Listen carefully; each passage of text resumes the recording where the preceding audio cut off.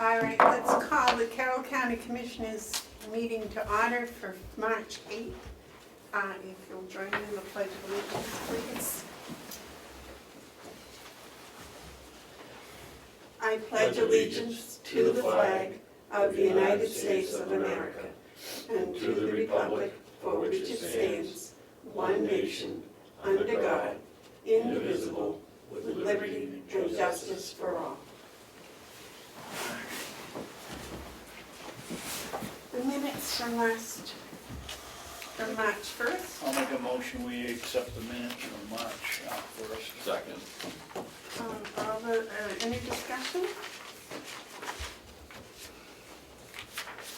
Okay. All those in favor? Aye. Aye. Those opposed? I'll sign it, pass them on.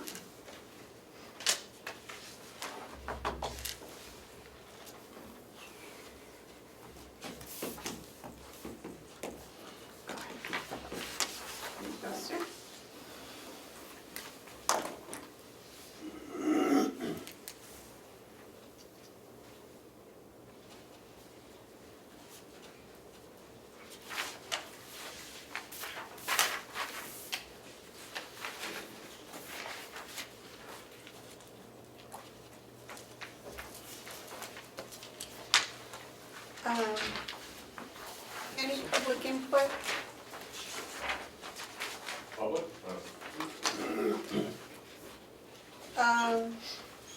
Can we have a request to purchase kitchen items? Yes, I received a phone call from an individual looking to purchase the old equipment in the annex kitchen.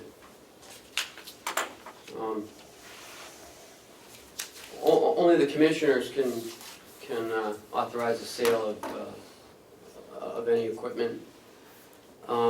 Excuse me, Ken, does the delegation have to approve No, sale of equipment too? no, they do not. There is an RSA that says anything over $300 though will be by a competitive bid. So What's the policy? it's an RSA. Okay. What is there in there for sale Well, that these people were interested stove, a mixer, friolators,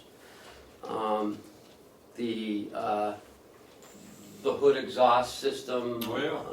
the fire extinguisher system. Sure, that's good stuff. What, The only issue I would say is, I think maybe it's too early to do this. I'm,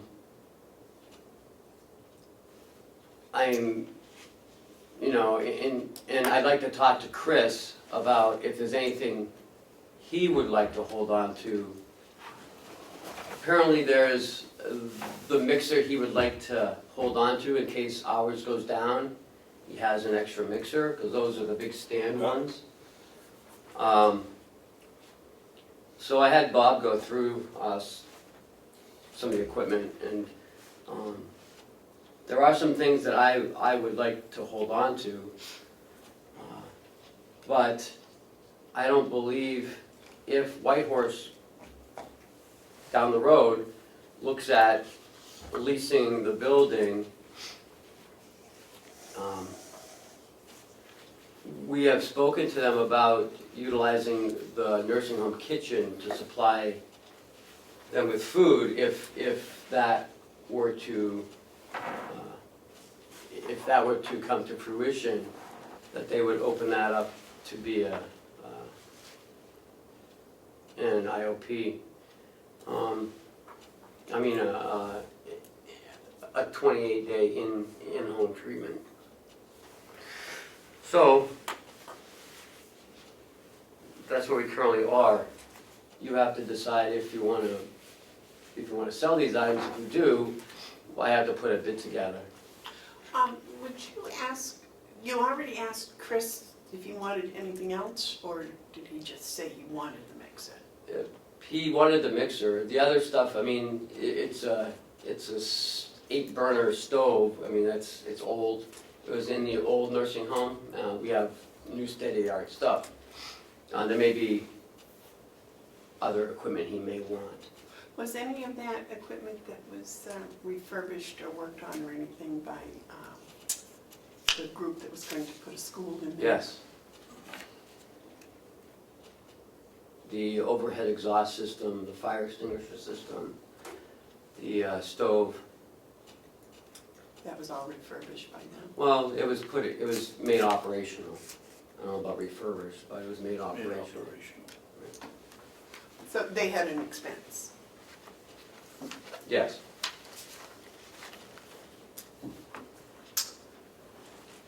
Discussion, yes, sir.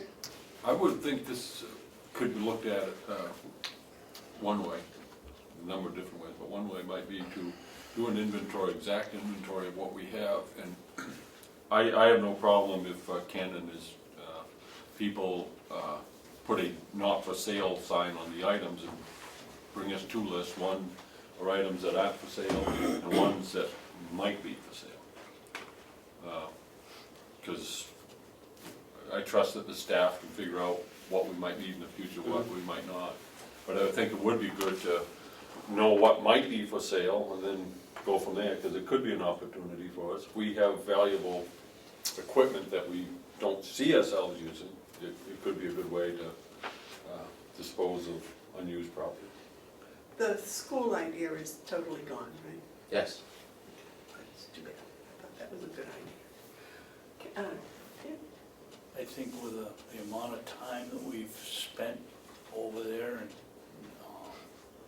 that another 6 months or 9 months without selling it or even thinking about selling it won't hurt us. I mean, because I can see Whitehorse, if they ever get off the ground over here, using it as an engine to provide food.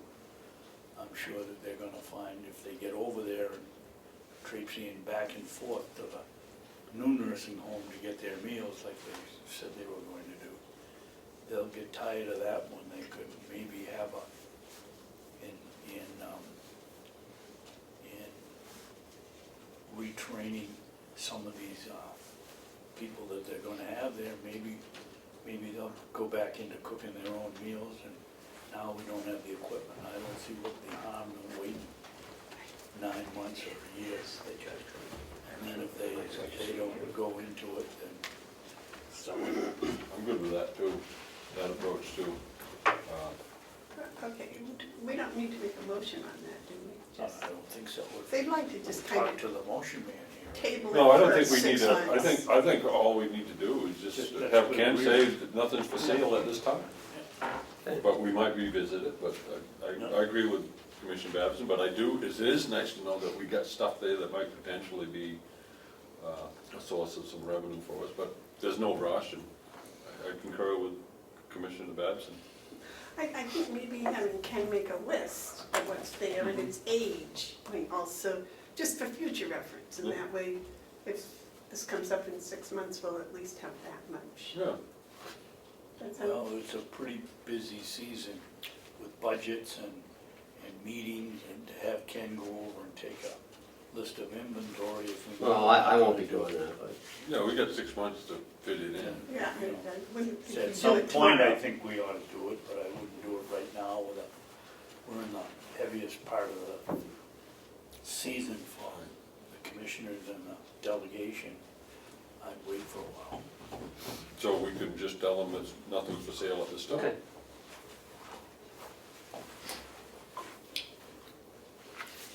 Do we have a guess? Yes, Alex Hounsel, he's the statewide drug court coordinator.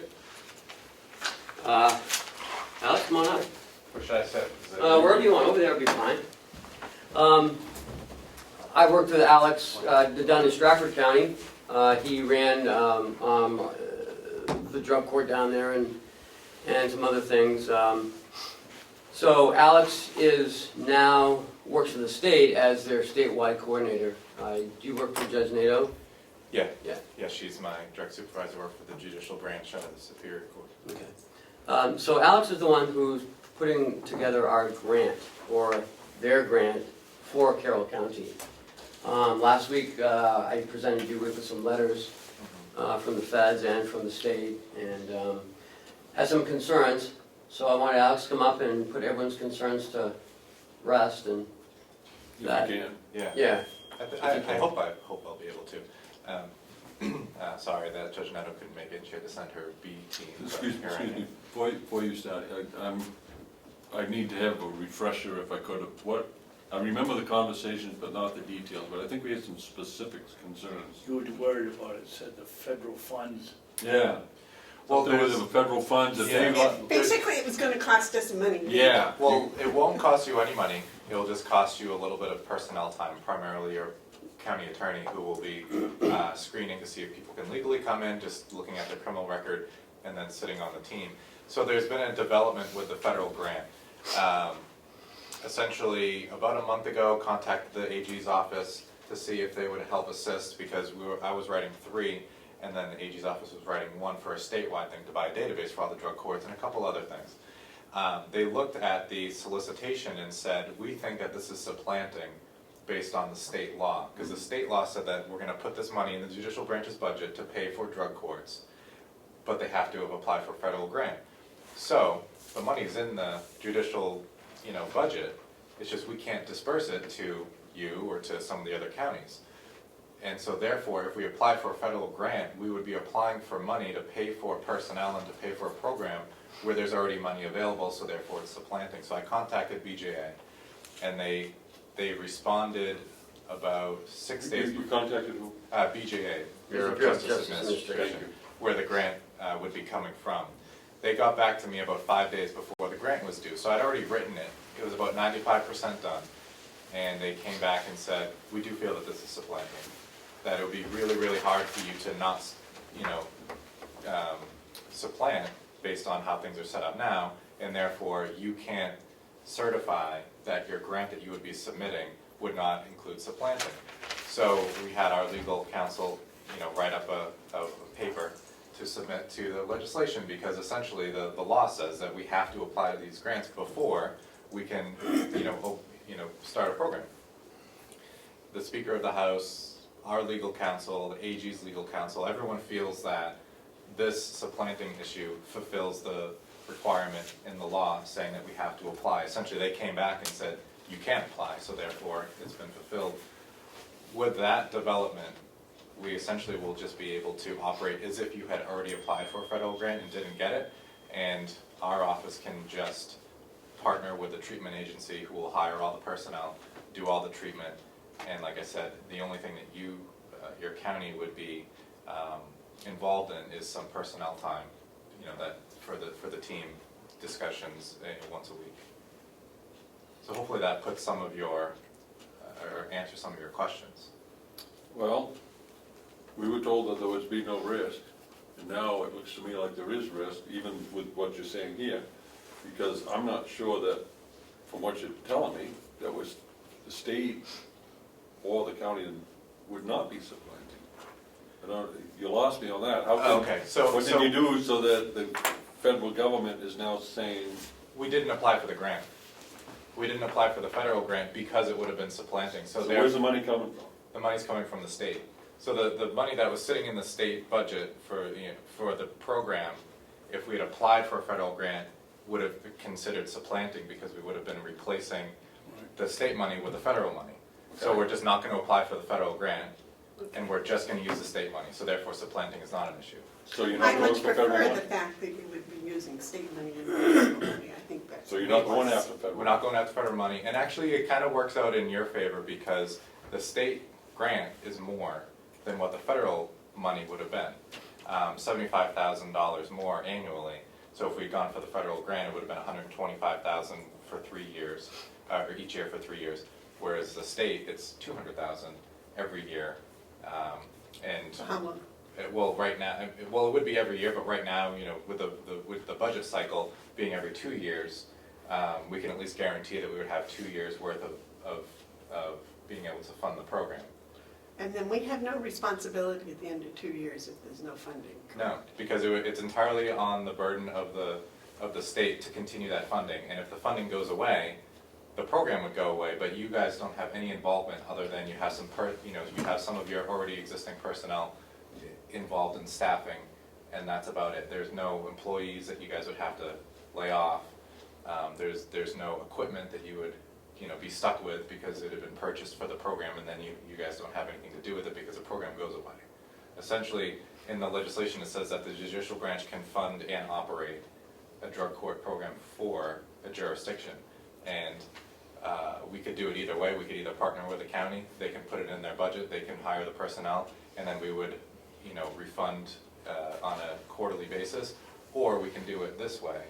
So the counties that already had an existing drug court in their budget, they've all opted to do it the first way, which is they'll continue to keep it in their budget and then we will just reimburse them. All of the counties that don't already have it in their budget seem to, this other option really resonates, because then they don't have to go back to their delegation, they don't have to put it in their budget and then therefore come up with a whole fiscal policy, everything like that, and then just have us reimburse them. It's easier just to have the judicial branch contract with a treatment agency that would do the work for your county. Well, I feel much better, yes, sir. So Alex, because of the supplanting regulation, we would never have gotten the state funds plus the federal funds. No. The only time that we could have gotten a federal grant, and we could still go for it if the team, the drug court team feels it, there's enhancement grants. So we would have the state money paying for these things within the drug court program. You can apply for enhancement, which would cover things that aren't currently being done, but we can't apply for a grant to pay for things that are already being done. So there, at some point in the future, we may have both a state and a federal one, but they would be Right funded now, completely different. either, we can't get the federal, so we have to use the state. Exactly. Okay. Yes, sir. So it is the idea that at some future date you would be pursuing federal supplementary grants. That's definitely a possibility. Okay, so under this, is there any avenue for Carroll County to seek federal supplementary grants to help us with our personnel? I mean, you say personnel has been kind of left but off, but time is money. So if we get people working in the drug court, then it is costing the county money. So can the county pursue supplementary federal grants If it was, to cover that part of it? so if we're gonna go for like a supplemental grant to pay for the people that are already existing, that are working, then that would be supplanting. But if it was to cover a brand new position, and that position was gonna be a function of the team, then I believe that we could do that without it being supplanting. So Okay. say you wanted to hire another county attorney or assistant county attorney, you could, apply for a federal grant to hire a brand new employee that isn't already in an existing budget, and therefore that could be awarded and it could be utilized. But if it's, the assistant county attorney that's on the team and they're spending 4 hours out of their work week, we apply for a grant to cover the time that they're within the team, that would be supplanting, because they're already getting paid for that work, and so you can't certify that you're not doing that supplanting. All right, so if this program is successful, and I hope it is, not so much an attorney, but maybe an administrative person, an assistant, a secretarial position to keep track of all the paperwork and all the forms that'll have to be completed to prove to the state and the feds and everyone else that we're doing a good job. So that would be a new position. Is that something that is, that might be considered a supplementary That request? could be considered, however, we would then have to award if it was a federal, that would be different, but if we're gonna do the additional position, we would essentially have to award the grant to the county. And we would, we could put some person in there like that, or what we've done with the state grant is we've allowed, just recently, because, we've been discussing it, it's only been up and running for about 6 months now, is we decided to include indirect costs. Yeah. And so if the county has an indirect cost rate, and we award the grant to you, then part of that indirect cost would cover those administrative functions. If we partner with a treatment agency and we give them the grant, essentially that treatment agency would be in charge of keeping track of all that paperwork and the data and making sure that the program is operating properly. Okay. So if you wanted to do that, somebody to do that on the county level as opposed to the treatment agency, we could always pursue that, but I think that it would be easier if the treatment agency does the hiring and keeps track of all of that. What's the source of funding for the state? General fund, or, you know, I mean, it's, Yeah, right now it's general fund, so I don't know if it's gonna be continued, you know, it depends on Right. what happens in 2 years. Right now, the state is, you know, in a very good position, they have a lot of revenue, but 2 well, years being from you now. haven't been in it the could all- legislature, yeah. that can change within a week. Yeah, it could all go away. Change it today. Right. So, I mean, it's good that we're on a crest, but crests are usually Yeah, followed by an ebb of some sort. So my concern, when I see the words risk to the county, is that we at least minimize it, because I don't think we can go forward with any initiative without there being some identifiable risk. And as I see it, the identifiable risk to this for Carroll County is that we will probably need some budgetary considerations given to our involvement in the administration of this. Not so much the attorneys themselves, but I have never seen the federal government or the state government not require a lot of forms filled out. And that's an expense to the county. Yes, Ken? So, as far as the attorney's time, they would be prosecuting the case anyways if they weren't in the drug court. Am I right, Steve? Yeah, I mean, so essentially, you know, as part of my job for one of these cases, you know, I could end up in court any number of times, maybe up to a dozen times on an individual case. Some of those hearings, you know, including a trial, can require dozens of hours of preparation. So, you know, to take a case all the way through, you know, is something that requires a significant amount of time anyway. So you're just converting usage of that time. I'm no longer taking this individual all the way through trial. Now I'm taking them to drug court where I have a responsibility to be at, you know, relatively short meetings once a week, you know, maybe a couple hour meetings that could convert it out. So, and then also, I mean, in terms of administrative, and you can correct me if I'm wrong here, but, you know, it's still being managed and overseen by the court system and by the presiding judge. So a lot of that administrative paperwork isn't actually being done by the county personnel, right? It's still being done it's by Not yet. judicial branch personnel, that's all separate. Not yet. Here. It's not being done by the county yet. You know, if we're gonna say this was gonna go forward exactly the way you have it, I have no problem. But whenever you take a new initiative and move forward, you're gonna have what I call the shakedown cruise. And you're gonna come back and you're gonna say, okay, we hadn't really measured this correctly, so now we need to do this. And those would probably be proper adjustments. You've worked with drug court before, haven't you? I worked in mental health court, which is the same model essentially in Rockingham County. So I worked on the judicial side. I was a clerk for Judge LaFrancois in the mental health court 2 summers ago. So they've actually had the shakedown cruise and, Well, they haven't, but Similar we haven't in areas. Carroll County. well, no. And if I might, I'm not opposed to it. I just want to identify the risk, because we were told there was no cost and there was no risk, and that is not accurate. So I need to identify what future risk there might be. The biggest risk would be that it's not gonna be funded by the state in a couple of years, Right. 2 years. But I know, we do have an existing model in Hills North where the county said we can't be involved, we're not, you know, similar to the setup we would be doing here. And so all of the tracking and the data and the, you know, filing and billing and all that stuff is being done by the treatment agency. Who's putting in, who from the county is inputting this data? It's not Nobody gonna be an is. attorney. We don't do anything? No, You don't have any things that you have to hand to a secretary and, It's similar to any court case. I mean, okay? I don't handle the management of paperwork in any court case. You know, I might have filings that would be the same, whether this person's in a drug court hearing and I'm making a motion to impose time, or if I was in a standard arraignment and I needed to have a bail hearing. But I'm, in my position in the county, I'm never handling administrative paperwork. That's all being handled by the clerk of the court and the judge. Okay. And your prep time is much less, isn't it? Because when you go to your weekly meetings, you don't have to prep like if you were going to court, do you? It could depend, because you do have to keep track of what the individuals are doing. So my understanding is basically the treatment, individuals come in, we have a group meeting with the drug court team, and we talk about how people have done during the week, during the past month, and that can require, some preparation, but it's not nearly the same as putting on a trial or putting on a motion to suppress or something like that, where I'm putting in tens of hours of research.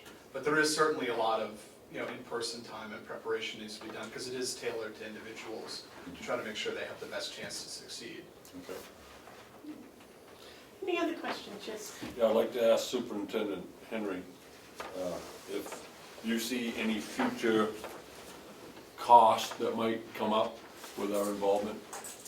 No, it's gonna be a similar amount of time that we spent on the New Hope program. So it's gonna be no different. We spent time, one of our staff members went to New Hope, met with them. This program is basically taking, at least New Hope's on pause right now. And this just works out well, this is taking over a New Hope. So it's not gonna cause us any more time than we've already been putting into the New Hope program. So I'm gonna state it back to you, it's your belief that you cannot, at this time, identify any potential cost to your jail? No incurred cost in what we're doing, no. Okay, all right, I can go with that. Other questions? Yes. Well, before you finish, Alex, I took it upon myself to go down to a graduation for your drug program in Stratford County, and I guess it's one of the most moving experiences I've ever sat to listen to these people that have been addicted, and then this program has given them another chance. And I don't know what your function was with that, but if you were the organizer, you deserve a lot of credit. Oh, thank you. I mean, I was a coordinator, but it's really the team, and the bulk of it is the counselors. I mean, they're the ones that make the changes. I just kind of oversaw it, but I appreciate your comments, and it really does. The people that successfully complete the program, we did a study, and 3 years after graduation, there was only 22% recidivism rate. Really? So it teaches people how to live sober in the community, and then on the future end, it also really reduces their recidivism rate, which can then also help regulate your local jail or local jail, and then also the state prison population. So it kind of touches on a little bit of everything. It touches on the financial part if you're helping regulate the jail population, but what it ultimately does socially is that it teaches people how to live sober and put their life back together. And we're targeting the people that have been in and out of the system most of their life, and they don't even know how to. They haven't put more than 2 or 3 days of sobriety together before, probably since they were a young teenager. So it can be very moving. What impressed me is, yeah, it was a team effort,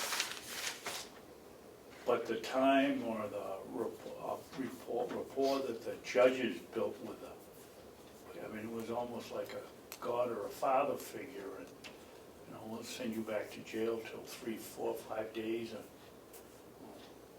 till you think better to go in the program. This was not the graduating kids, but the ones that were in the. Yeah. And I thought the judge paid or contributed immensely to the success of the program, along with the team, obviously. But I would suggest either one of you have a chance to go down to a graduation and go listen, because you cannot come out of there and not be impressed. Sounds like you're doing really good work. Thanks. I hope so. Anything else? Fine. Thanks, Alex. Thank you very much for coming way up here to. Oh, you're welcome. So, I could talk a little bit about future plans with the program, if you guys don't mind. Let the cat out of the bag. Sure. Go ahead. So since we're not going to be going for the federal grant because we don't have to, essentially the judicial branch would be able to just go forward and fund a program. What I'd like to do is, back when I was writing the grant, I had met with, either in face or over the phone, with a couple different treatment agencies in the area to find out which one would be able to better serve Carroll County. And the one that I felt was Northern Human Resources. I know that you had mentioned that to me. I looked at them. I think they have the capacity to do it, and they're also spread out a little bit more. I did check with Whitehorse, but they're not there yet. Maybe they will be in a couple years, but they're so new that they didn't have the IOP level of care that we would need, but then also they're just one location. So people would have to be driving really, really far. So essentially what we would do is put out a request for information. And Whitehorse can apply and Northern Human Resources can apply, and we can still look at what they propose they could run for Carroll County, and then we could decide which one's best. Because if it's I don't know how your county's set up, but some of them it has to go to the lowest bidder, but the state can sole source. So essentially, if we get 3 bids, we can select the one that works best for us rather than the lowest bidder. And then at that point, I would definitely keep everybody in the loop and show them and the different proposals, and then we could select it. I think that we're looking to roll out. We have to go in front of the House Finance Committee. I believe that we've been doing that this past week and this week and next week. And we'd be looking to roll it out probably sometime in September, which is when we would have anyway, if we had gone for the federal grant. And so it does give us some time to, work with you guys as to what the program's gonna look like, what the policy will look like, and then who the treatment agency would be. Is it possible to use more than one treatment agency if they follow the same procedures? It is. So best practices shows that a drug court can operate just as well if you have 2. If you have 3 or 4, then it starts to break down in communication, because the agencies can't spare the staff time and have 4 different coordinators from 4 different treatment agencies that attend staffing, so then therefore you don't have somebody present. So we could do 2, and so that's something that I was thinking about doing in Coos County, because we're also running a grant for them. But I think that if we send out an RFI, request for information, and we do come up with 2 treatment agencies, and that's something that we could entertain, we could do. Unfortunately, the state legislation has 3 different categories: small, medium, and large. And the small is 200,000. So if we spread that out between 2 agencies, it's not as many personnel as if you were a medium or a large one. So when I met with Northern Human Resources, knowing that I also was working on Coos County, I talked to them about that too. And in their catchment area, they would be able to cover all of Coos, and they have multiple locations as well. So I would run this by you guys, but what I was thinking, if we put in an RFI for both Coos and for Carroll, this one agency might be able to cover the entire region, and therefore they'd be able to share staff. So they might have a coordinator that would be able to both coordinate both counties, and therefore they would only have to use 50% of that person's salary out of the Coos County Drug Court budget, and then 50% would be the other county. So then therefore we would be able to kind of hire more staff or personnel to be able to run it. So I'm open to doing more than one treatment agency, right here. But then also fiscally, it might make more sense to hire one agency that can cover both counties, and then they can share personnel. But that's nothing set in stone. We could definitely entertain that. I like the idea that you're keeping your options open as far as that goes, because it's a large county, Yeah. so yes. Alex, is there some way that one organization could get X amount of dollars and another ones that would get X minus? How does Whitehorse ever get going if they don't have the funding? We don't have a lot of agencies here in this county, as you know, to help. But is there a way to get Whitehorse some funding so that they meet your criteria, and we can find out if they're going to be successful? I mean, it's possible that they could, but for me, it would be the multiple locations. So if they're able to grow at a rate where by the time we're looking probably in the summer to contract with somebody, maybe they'll be at that point and we could split it. I just don't know if they'll be able to. I mean, I'm very familiar with Sue Thistle, who is heading that up. I'd worked with her back when she was at Pinewood Medical and worked for Road for a Better Life. She knows what she's doing. She's really good at what she's currently doing at Whitehorse. So I believe that she could do it. I just don't know if she'll be there. So we could we could wait and see what happens, you know, because that's 3-4 months from now, maybe she'll be able to expand. Because you have Northern Health, or whatever their names are, they're in Conway and Berlin. I mean, it doesn't make any difference whether you're driving from Ossipee to Conway, or you're driving from Conway to Ossipee. I would think that would give you two options in this county, at least. One probably being, at this point, better than the other. Yes, sir. I, just throwing out my 2 cents. I'm really concerned that you are including, thinking about including what would work in Carroll County with Coos County. I dearly love my neighbors in Coos County, but there is fundamental demographic differences between the two counties, as there are, as Commissioner Babson pointed out, between the northern part of Carroll County and the southern part.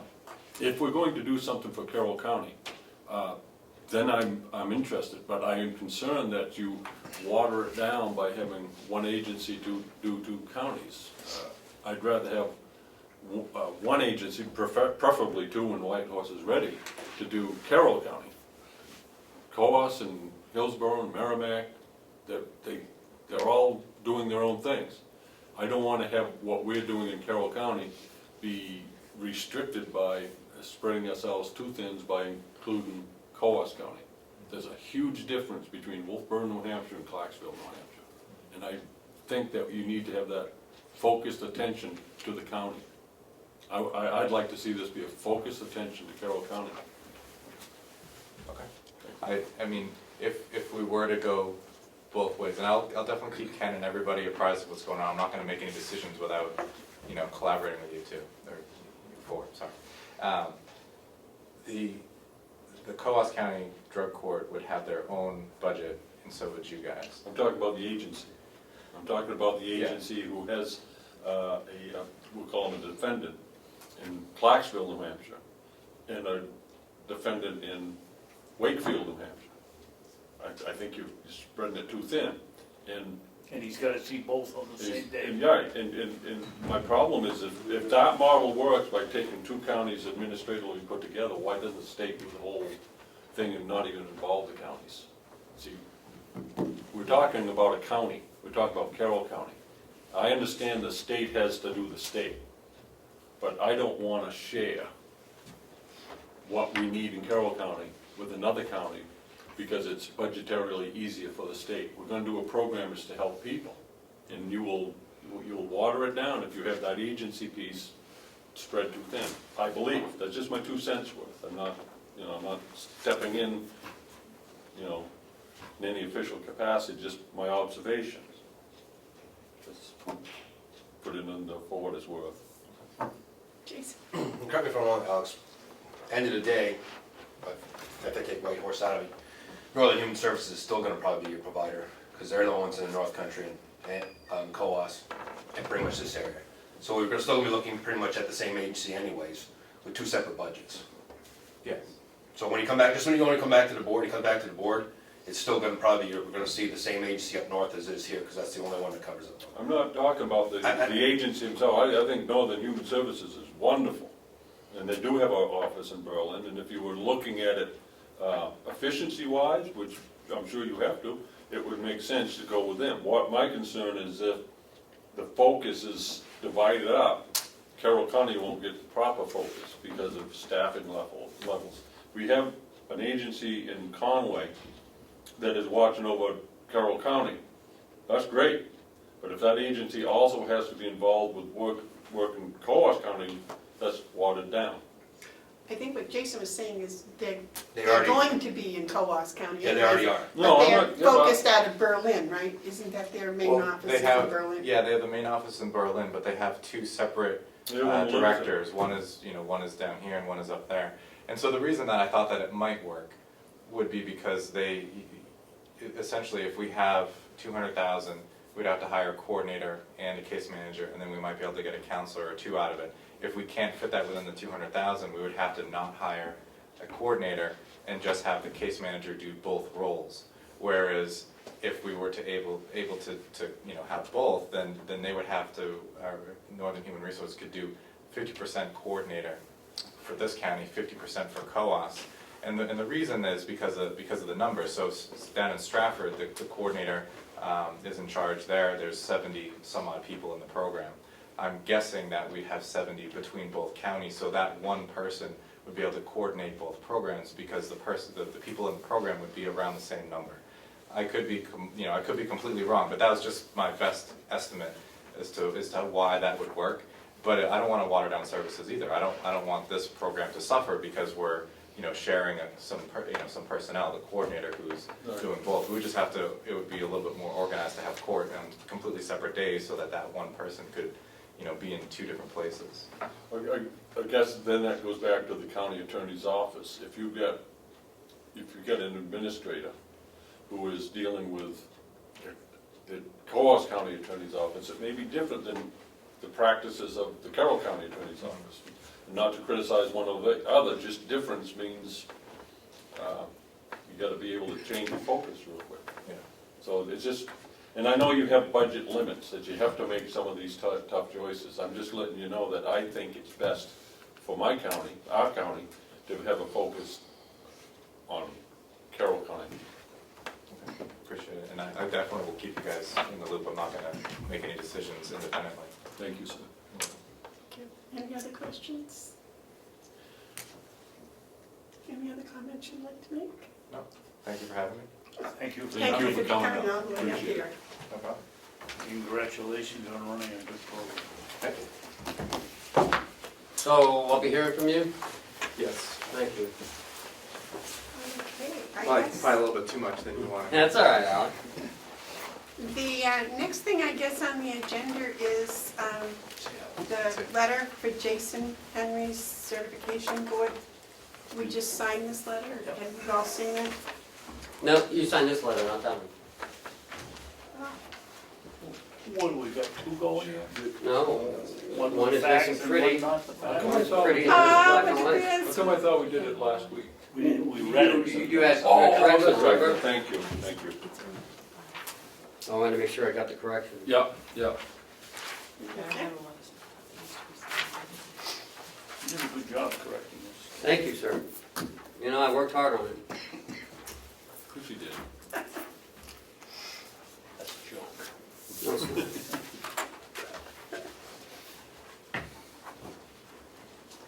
Jason, I want to commend you for doing this. This is above and beyond your call. I just thought that, no different than other superintendents, it makes sense, because we look at everybody's academy, make sure they graduated, and if there's any issues, again, it comes to us, and then decertification stuff moves up to the next level. But you see, we think you are different than the other superintendents because you're Carroll County superintendent. Am I right? Yes. Yes, sir. Could I ask Jason a question? Sure. If he wants to answer, I don't know. Well, in past regimes, the superintendent used to come in and report every week, which was, in my estimation, a waste of time for most of it, but it would be nice every once in a while. How many residents do we have now, Jason? We're under 70. 70? How many do we own? Probably, I'd have to look closer, Well, I mean, about 50, around 50, the Carroll counties, if you're asking. How many are women? Actually, women's unit's full, so that's about 18. and they're all the renters? No, there's some in Carroll counties, but a lot of them are from Rockingham County. Only six are from Rockingham County, the rest are Carroll counties. Roughly how many are on working on the plantation here? The DPW, on the list, is probably about 5 people on the list. How many they need on a daily basis, that varies depending on what projects they have going on. But we have roughly 5 available. Right now, Not doing anything during the else. summertime, if they're doing more stuff, then, if we have more people, there's always a perpetual list.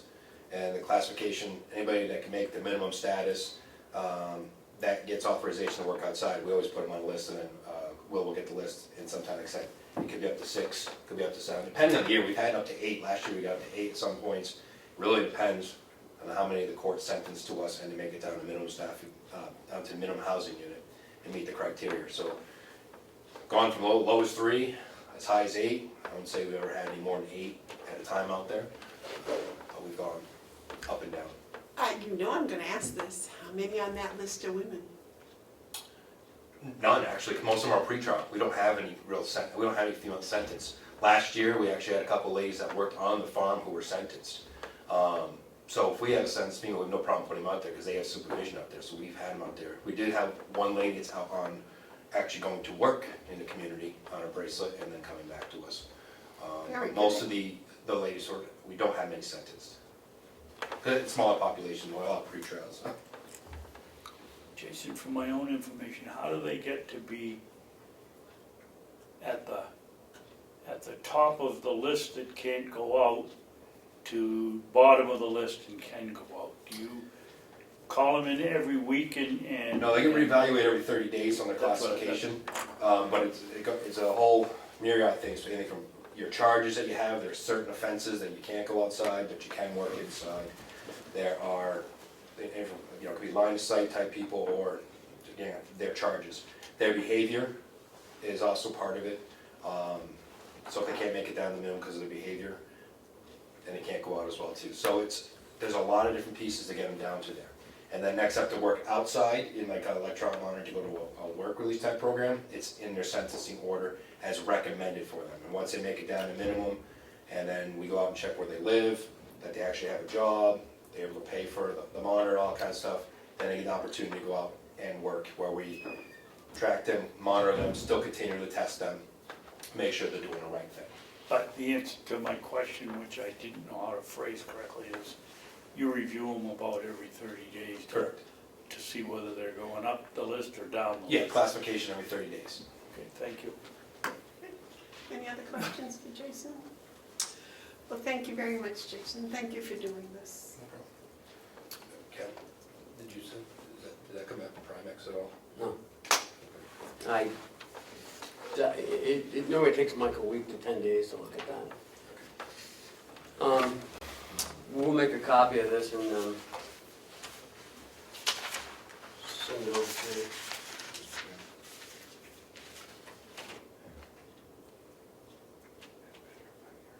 Okay. Got my name on it? Oh, thank you. Get out of jail free. Yeah, that's what it is. You can use a Monopoly one, that works. I'll save it for you. Okay, Thank you.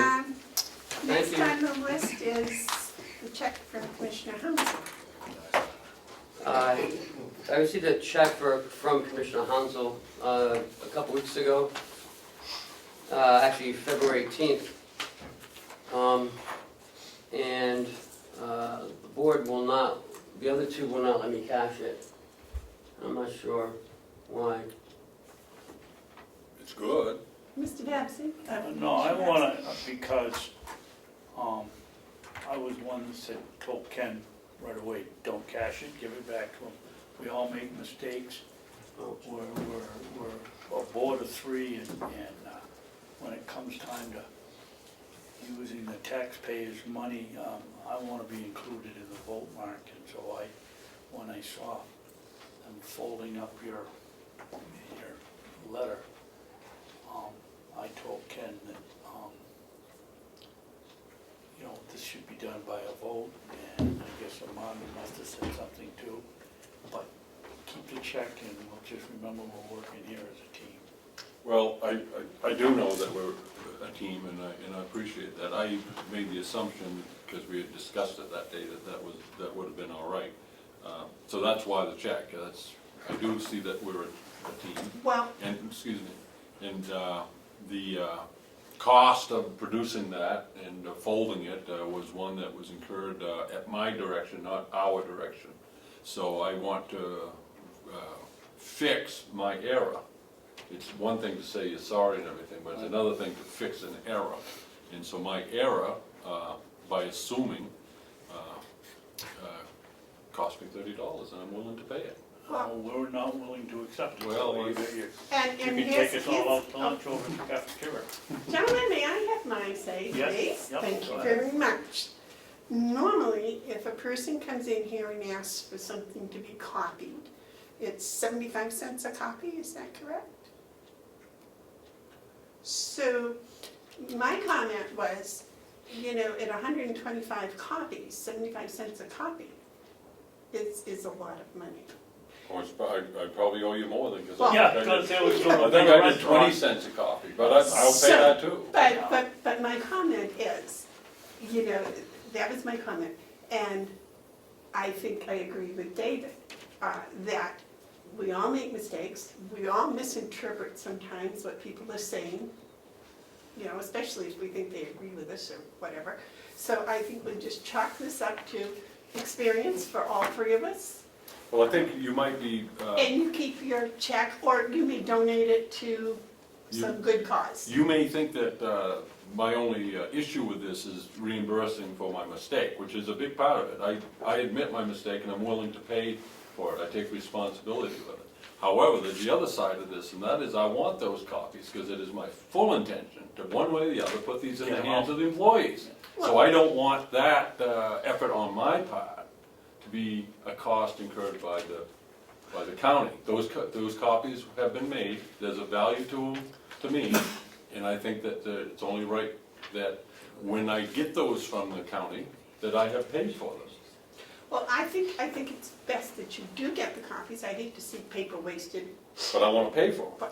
but I think in this case that we can forgive the cost, because there was no prearranged agreement. You had no I assumed- knowledge. I assumed, and that's a mistake. Well, yes, but you had no pre-knowledge of any cost or anything else involved. So I think we'll just, you know, chalk it up to experience. It was a good experience for me. I don't know about David, but I learned a lot. I think he may have too. Yes? We got bigger and better things to fight about, let's move on. It's a Okay. 2-to-1 vote. You're getting your check back, we're all happy, let's go ahead. Can I have the forms? Yes. Can I have the copies? Oh, yeah. All right, I appreciate that. Thank you, sir. My wife will appreciate that too. Yeah. You feel better, Ken? Thank you. It was just sitting down there, I didn't know what to do with it. No, we handled it right, I think. Let's go, keep going. All right. The White Horse MOU? In your packet, so I did a White Horse MOU, hoping that after our discussion last week, hoping to have caught everything. I sent it to you guys last week for review. I sent it to them, they felt that it seemed okay to them, there was nothing in there that really jumped out at them.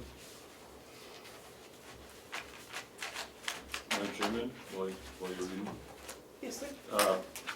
I have read this and I've looked over it, and I think it's what I consider to be a properly produced MOU, much better than the one we saw last week.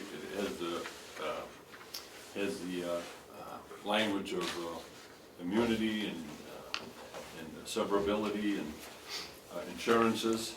The only thing it doesn't have is a dollar amount, and that's kind of. That's up in the air, really. Well, yeah, so there's 2 points on that, is when we know what that dollar amount is, it's referred to in paragraph 4 as being contained in paragraph 5, it talks about cost. I think there needs to be an additional paragraph to say that the amount will be up to and not exceeding whatever the amount is. I don't want to just. As determined by the delegation. Well, I'd like to have it be a set figure, because the other part of mine is, I have no intention to vote in support of this until I know if those figures have been appropriated by the delegation. I don't want to sign something without a commitment. Now, I'm a little And confused, the because only I other- think That's what interesting. you're saying is right, but I think the delegation isn't going to approve unless it has a signed MOU. Is that what it was saying? No, we can, no. Yeah, I think they just wanna see They it. wanna see it. Okay, so it doesn't have to be signed when they see it? Right, and the other thing, the proper procedure is, we're the last to sign. Right, not the, If White Horse at the right time likes it, they sign it, comes to us, and we close the deal. But I have no problem presenting this to the delegation, saying, when you put the money to it, we'll do it. we will offer this to White Horse for their consideration, and if they sign it, then we'll execute it. Have At they the had a funding copy levels of that it? you made. No, it has to come to you first. I can't send it to the delegation. No, has, Yes, did Whitehorse get a Yeah. copy of this? That Yep. was my question. So I'd like to make a motion.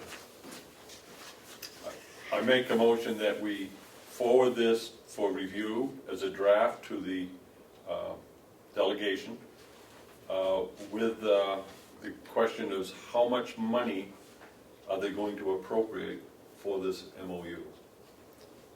Mark, you wanna add in there, to forward it to the delegation for their determination Yeah. next Monday, so Yeah. that we don't Right, kick the can for the whole day? right, I think you need to send this out. Oh, yeah. Email. oh yeah, I will, because they'll have to have some time to look at it, digest it. And we just need the dollar figure from them. And if the Can they dollar, wait and put that in on Monday? yeah, and then Wednesday we can present it, offer it to White Horse. If they come, if they're here on that day and if they sign it, then I'd have no problem. Okay, can I now ask you to restate that motion? You know, Only if Cheryl captured it. I could redo a motion if she didn't, but.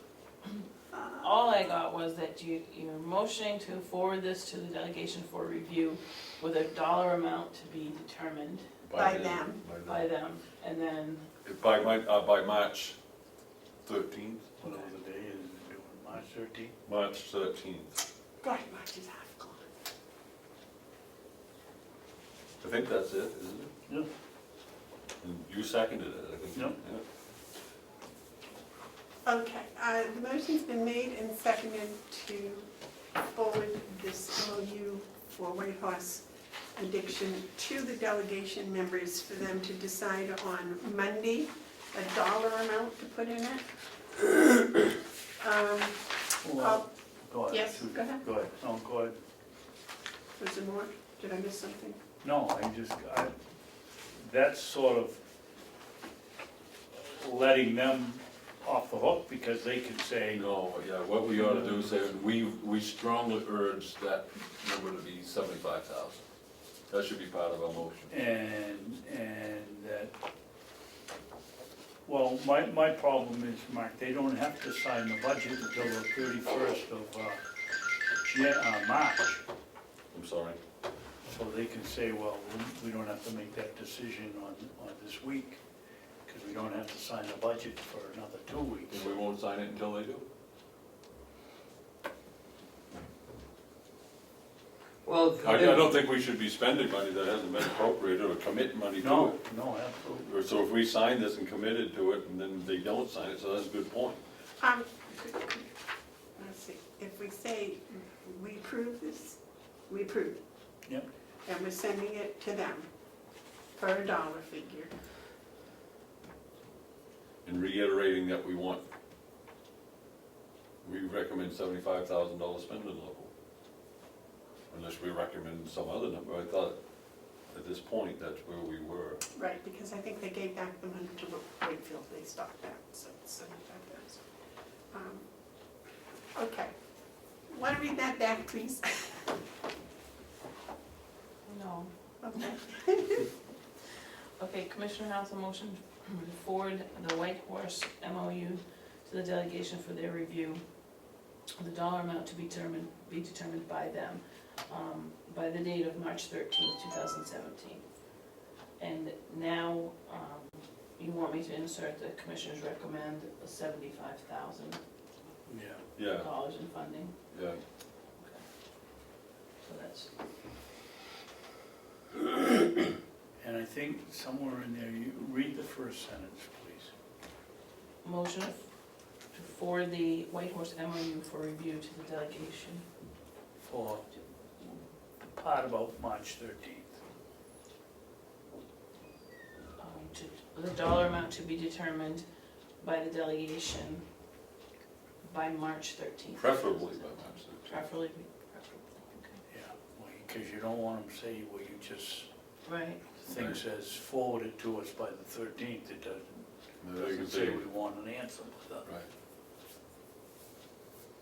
Seconding by Babson. Okay, the motion's been made and seconded, is there any discussion? All those in favor of the motion as read by Cheryl, say aye. Aye. Aye. Those opposed? All right. And that is a very good job of producing an MOU. It's very, Thank you. very good, thank you. Okay. Next is the DPW reduction. So, Monday's coming up. Last week, Commissioner Hounsel did give us his recommendations. I'm not sure if they're gonna like that. Yeah. I came up with my own, but it's up to you guys to decide how we wanna do it. Mine was just suggestions to, Where's yours, Ken? I have it in my budget, there's only about 4 moves. Madam Chairman, Just a minute, because I don't have. Yeah, I know, Oh, I thought I did, I thought I saw it. no. you're looking at Haley. I thought it was too. Oh, yeah. Madam Chairman? yes. Just to restate that my adjustments are suggestions. I have there's no real, there's 2 approaches, basically, one a cumbersome one and one not so cumbersome. I think if we were to work off, if you go to the minutes, if you were going to go to, Oh, that's what I saw, it's on the back of the if you minutes. were to look at, in the minutes, if you were to look at my suggestion number 1, Ken could go down through Okay. and we could make a 4th column in pencil by ourselves, Yeah.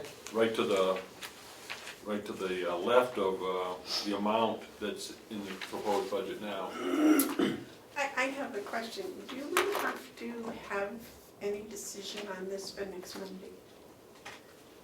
They What? want us to tell them how we're going to do it? Yeah, I mean. That wasn't my understanding, but. Last year, they did not, they just cut the bottom line and said, do it however you want. But this year, Representative Umberger made a point to say that we should take it from the lines. And Representative Marsh said the same thing. Here's my thought on it. Whether they want us to do it or not, I think we need to, because we open ourselves up to future criticism if we don't lay it out before the fact in one way or the other. And it's just not good policy not to have the numbers add up to the sum total of those numbers. So I think it's absolutely critical that we have a balanced budget by line item. And that'll take away an awful lot of future pain with transfers and whatnot. That's when they get the most frustrated, I believe, from my observations, is when we're doing a lot of transfers. That's the one we can put everything into other, right? We would have to do transfer to comply with the bottom line. If we use my number 2, then we're making a decision of what we want to do. So I'm interested in Ken's suggestions, because they're probably much, I'm open to everyone's suggestion, but we need to do something, is my position. We can't have a bottom line that's $10,000 out of whack. Well, refresh my memory.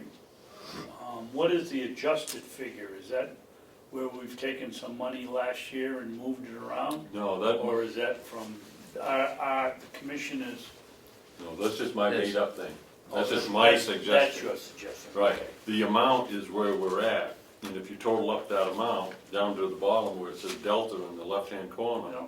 it's out of whack $10,000. Right. That Okay, just, So the that adjustment bothers- is what I'm just trying to it. define was what adjustment. Yeah, that's your adjustment, suggestion. that's one suggestion, the other suggestion's on the backside. So to me, if there's a third one, I wanna hear that too, and Ken has a third one, so. I'd love to hear Ken's. That's it, okay.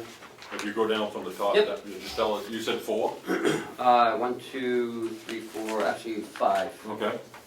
027, water testing. Well, let me see, okay, yeah, Oh, you don't have numbers on this one. yeah, No, Instead of 9,000, we can make it 8,000, okay, and we can still do what we need to do. okay, Supplies, the one right after it, 4,500.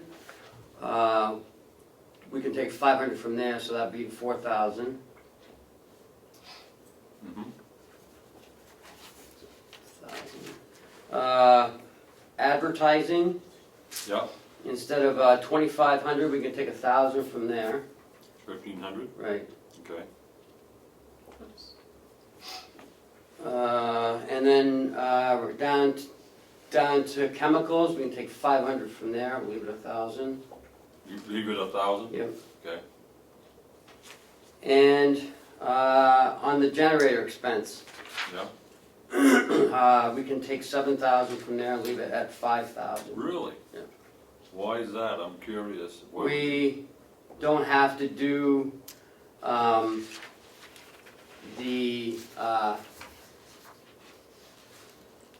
the transfer switch. Oh, that's the transfer switch? Yeah, so 7, 8, 9, 10, 11, 12, 13, 14, that's 7, sorry, what is that? 7, oh, 8, You're 4,000. 9, 10, there we go. It's 10, 7, 8, 9, 10. I got 8,000, 4,000, 1,500, 1,000, 5,000 in retail. Yep, Yep. so we had $7,000 savings on the generator, $500 on the chemicals, $1,000 on advertising, $500 on supplies, and $1,000 on water testing. Okay, I have 2 questions. Well, I've got one about generator expense. I thought that switch not being replaced last year, not this year, but I thought that money was going to, the work up on it, the maintenance, It's $4,200. so the 5,000 would come in there. See, Madam Chairman, yes, sir.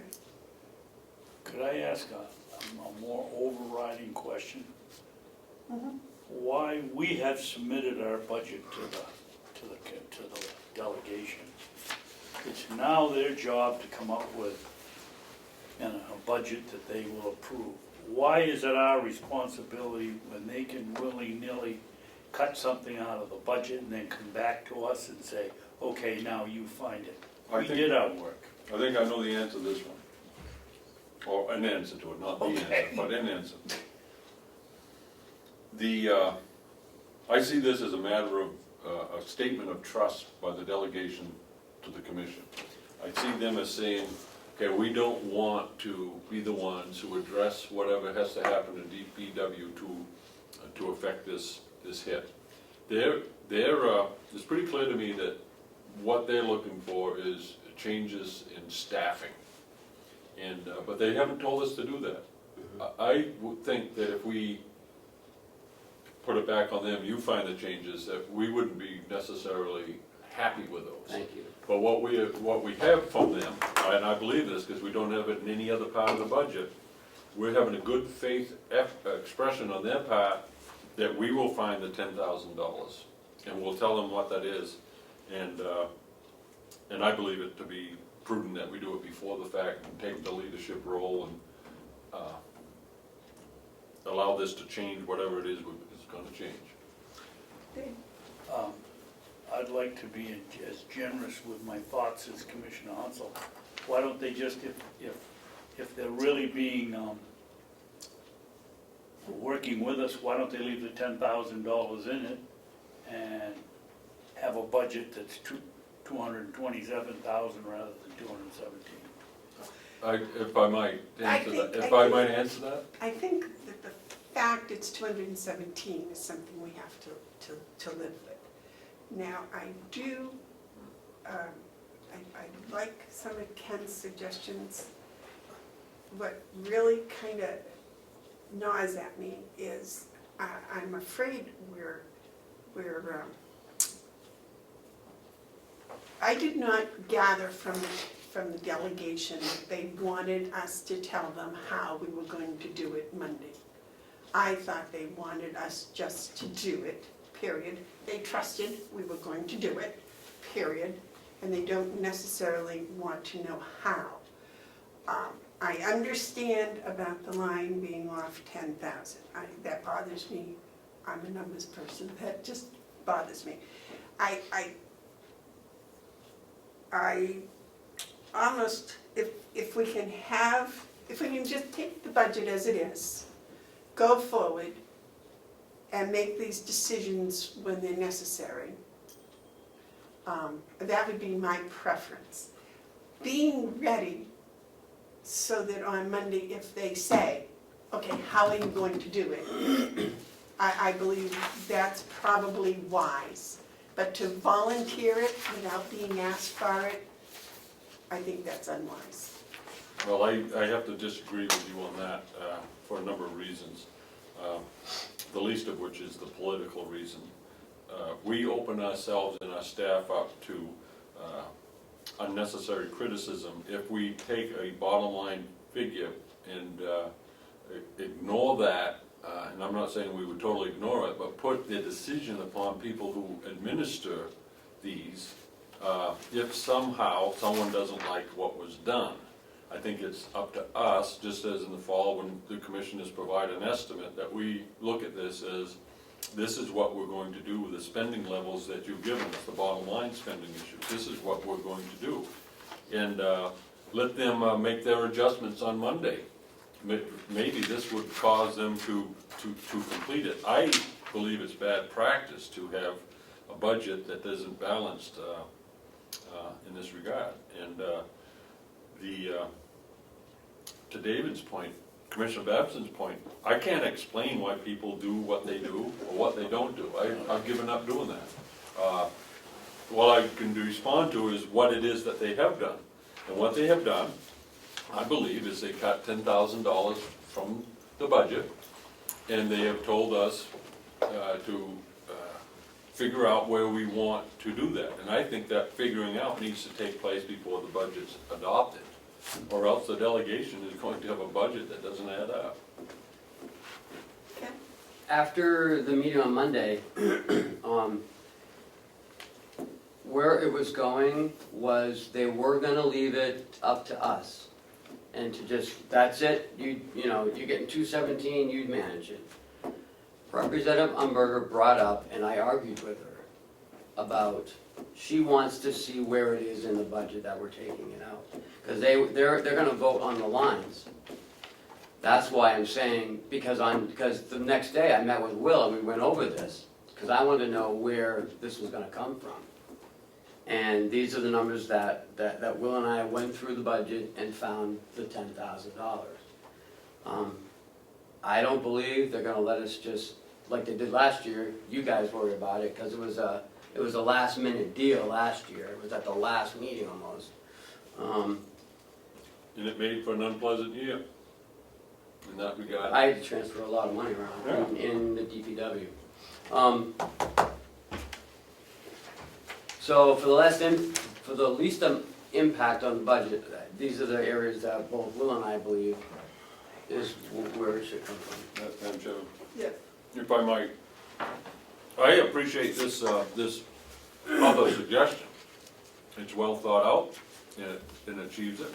My concern, and my only concern, well, no, there's two. Why are we leaving 1,500 on advertising, but, and then let me ask the other one too. If I understand the discussion that we had about the 4,200 for the transfer switch, that's also a safety. No, there's two things. Okay. There's the transfer switch, and then there's the repair, the $4,200 repair. The transfer switch is $16,000.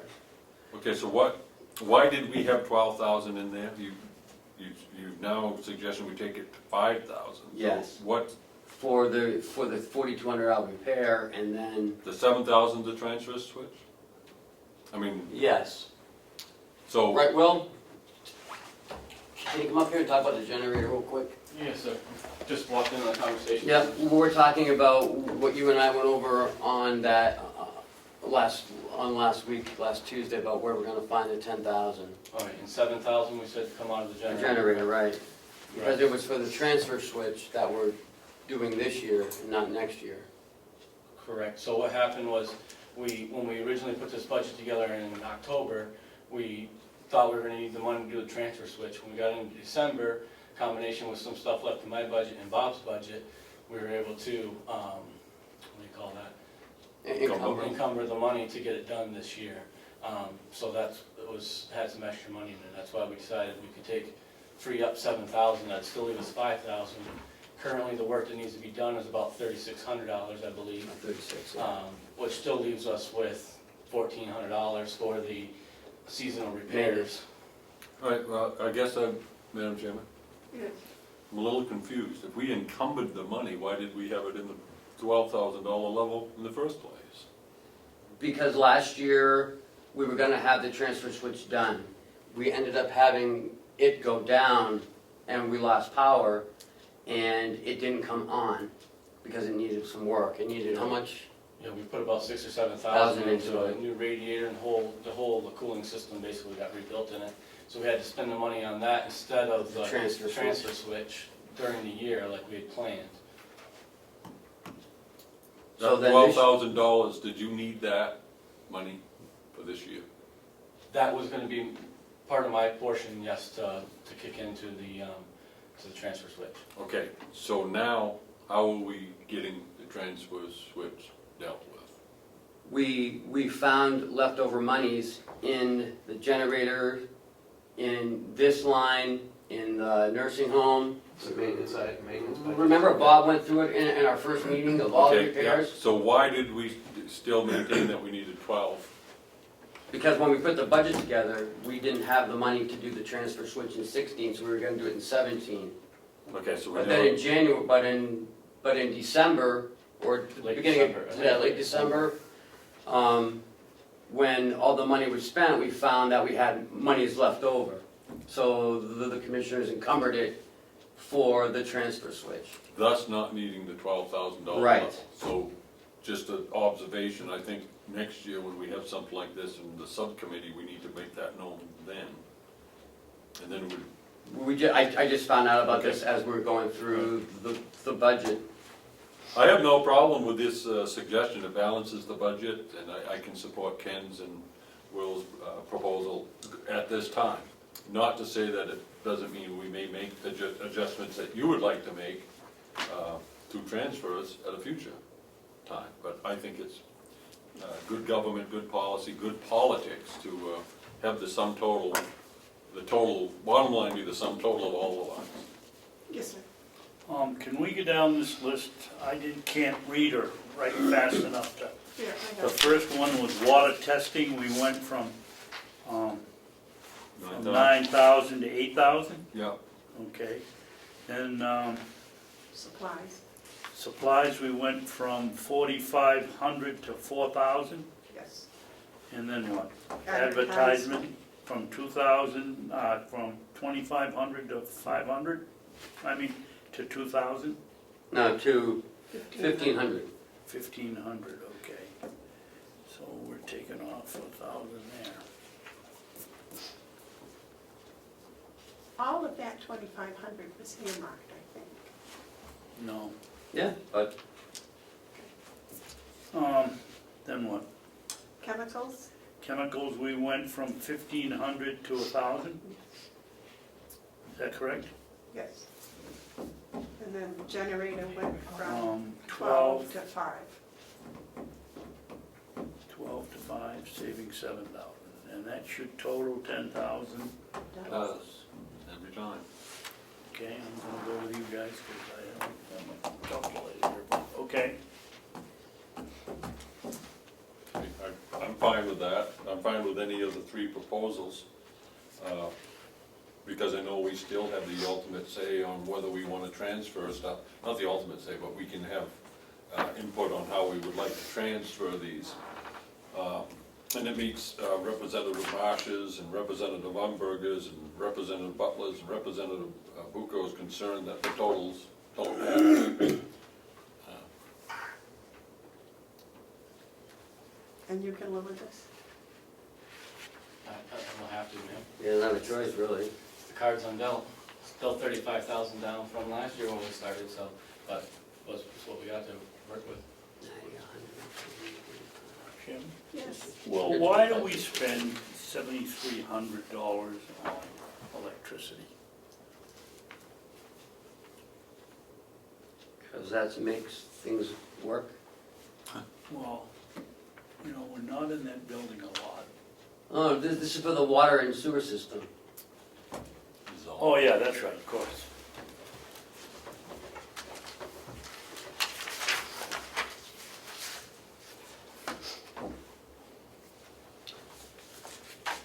Want a motion?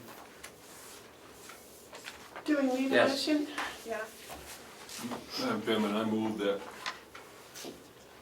I'm just gonna say the names of them and you figure out what number's okay, because I don't have the budget from me. I move that we recommend that the delegation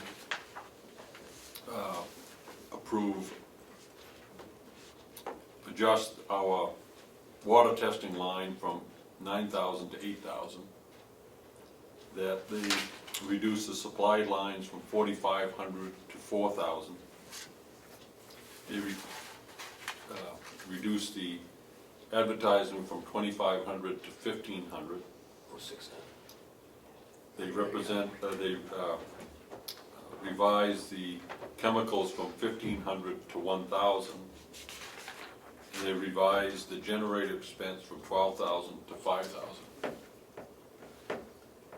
Do I hear a second on that? Why don't you second it?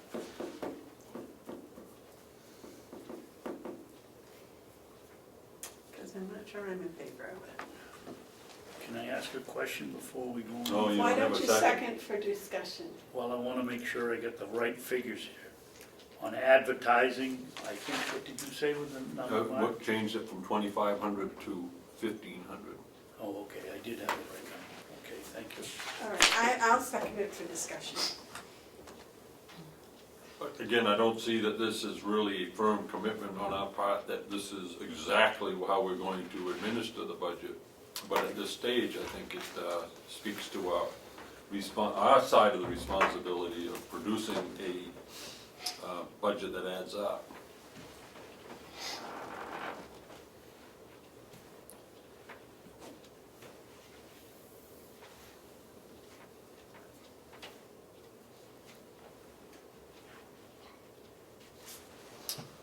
Well, I'll just restate, I'd like to just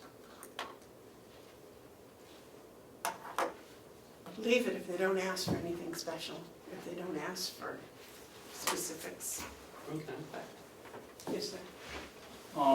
The advertising. I think that we should decide what we're going to do on that. That's basically for going out to privatize I agree with Mark, Commissioner Hounsel, that I have no intentions of voting to privatize anything. But I also think that we ought to go out and advertise just so we have some idea of what the cost would be if the world came to an end and we had to privatize it. Because we don't have any argument. They come in and they say, well, you could save money by privatizing. We have no idea whether we'd save money or not. Our suspicion is it would cost us money, but You don't think $1,500 would be enough to do that? I think it would be more than enough. Well, I guess what I would say is that if we found out it wasn't, then we can do transfers under up to yeah, up to $1,000. $1,000, we ought to be able to get it out of. I would think so. Yeah, okay, that's good. See, I don't want, Madam Chairman, I don't want anyone to think that this locks us into it. What this does is establishes something, because there's no way we're gonna go through a $30 million budget without having to do administrative transfers. It's an impossibility.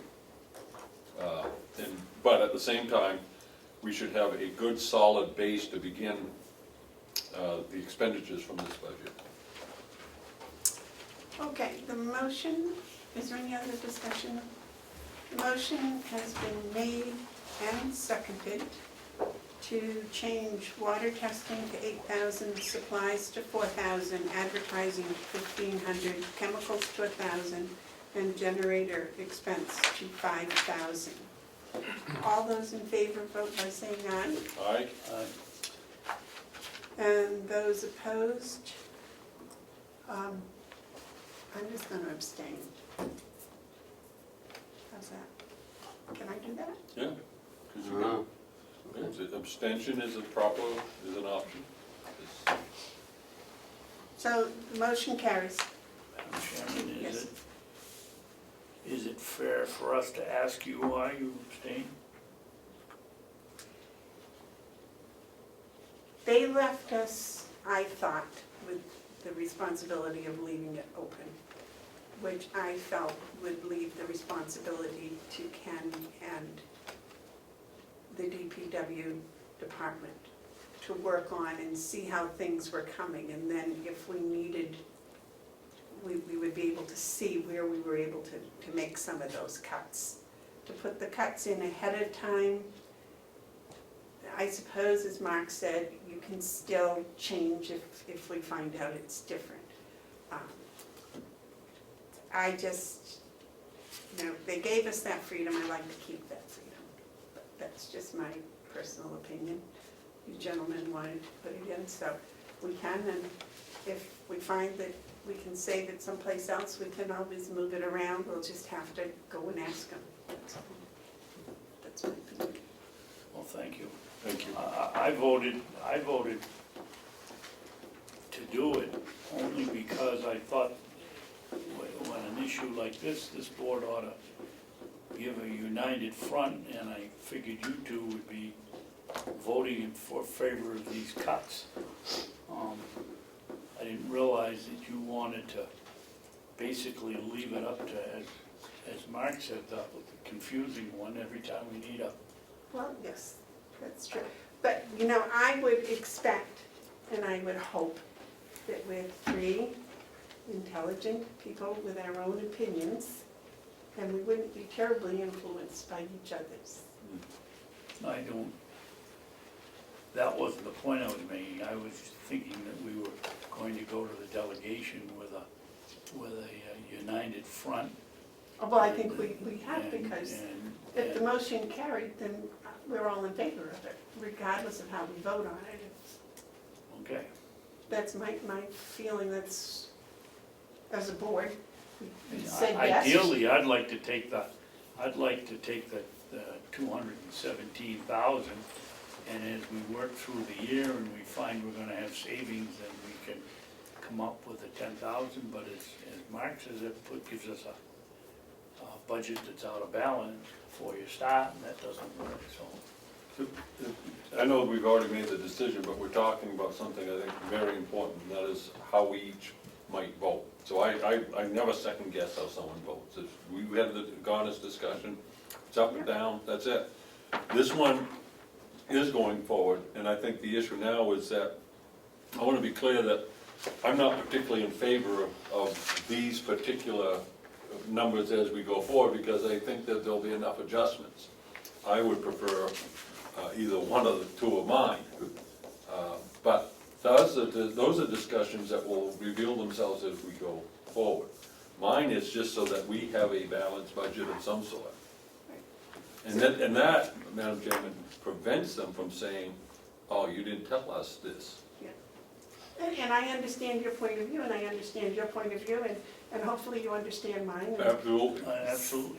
And And I that, do I think we are think, is united. what makes us a great board, quite honestly, because we can disagree and then we can come together and be a united front. Yep. I think that's, my mother used to preach that. That it was all right for the family to fight, but boy, when someone else came in, we were to be united, which we do. Okay, nice to know. Next, at 10 o'clock and we're right on schedule. Oh my gosh. Excellent, good, Good to see you. Come here.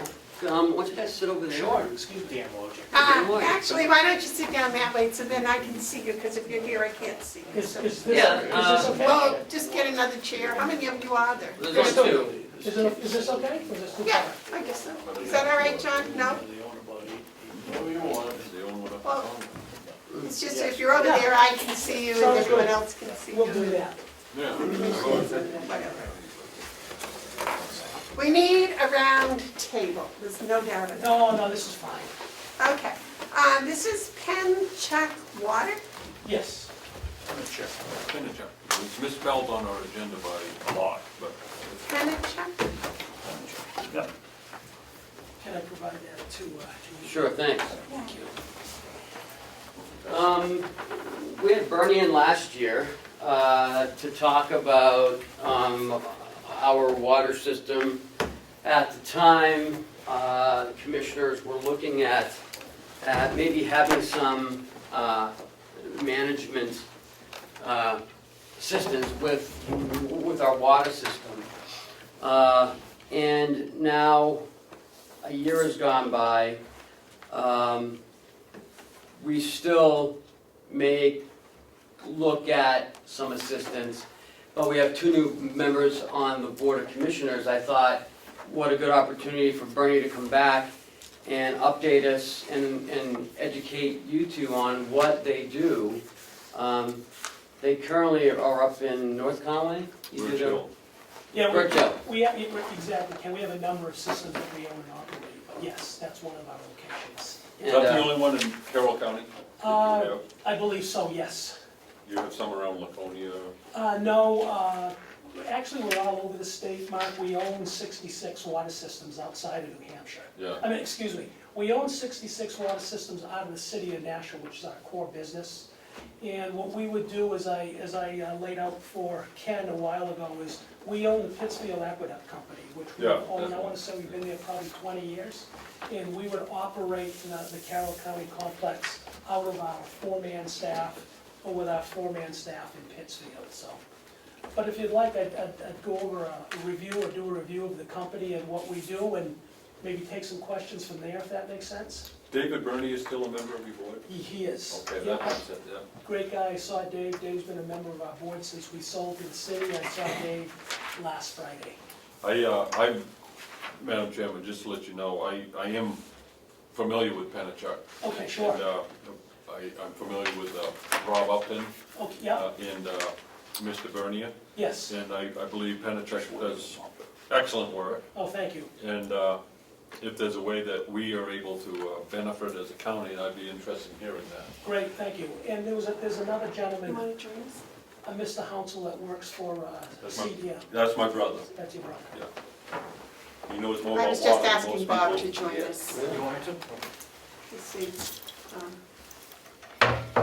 Anyway, because I was totally unaware this was going on too, but that's fine. oh, okay. Anyway, as Ken mentioned a minute ago, Penachuk was invited to do a couple of things. First of all, we were invited in to review the operations of the Carroll County complex from a water perspective. We had a great tour with Will DeWitt, and then Ken participated as well. And after we toured the system, we provided some prices to contract operate the system. And let me put some meat on the bones about Penachuk before I do that. First of all, I'm Bernie Russo. I'm Vice President of our services group.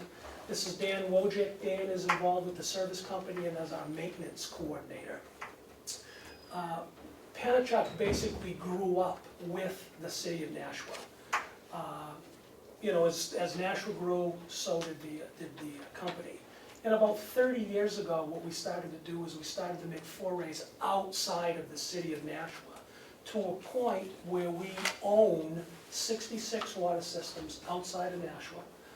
Mr. Hounsel was talking about Birch Hill up in North Conway as an example. We purchased the Pittsfield Aqueduct Company as another. So we own 66 and we contract operate another 85. And when I say contract operate, what does that mean?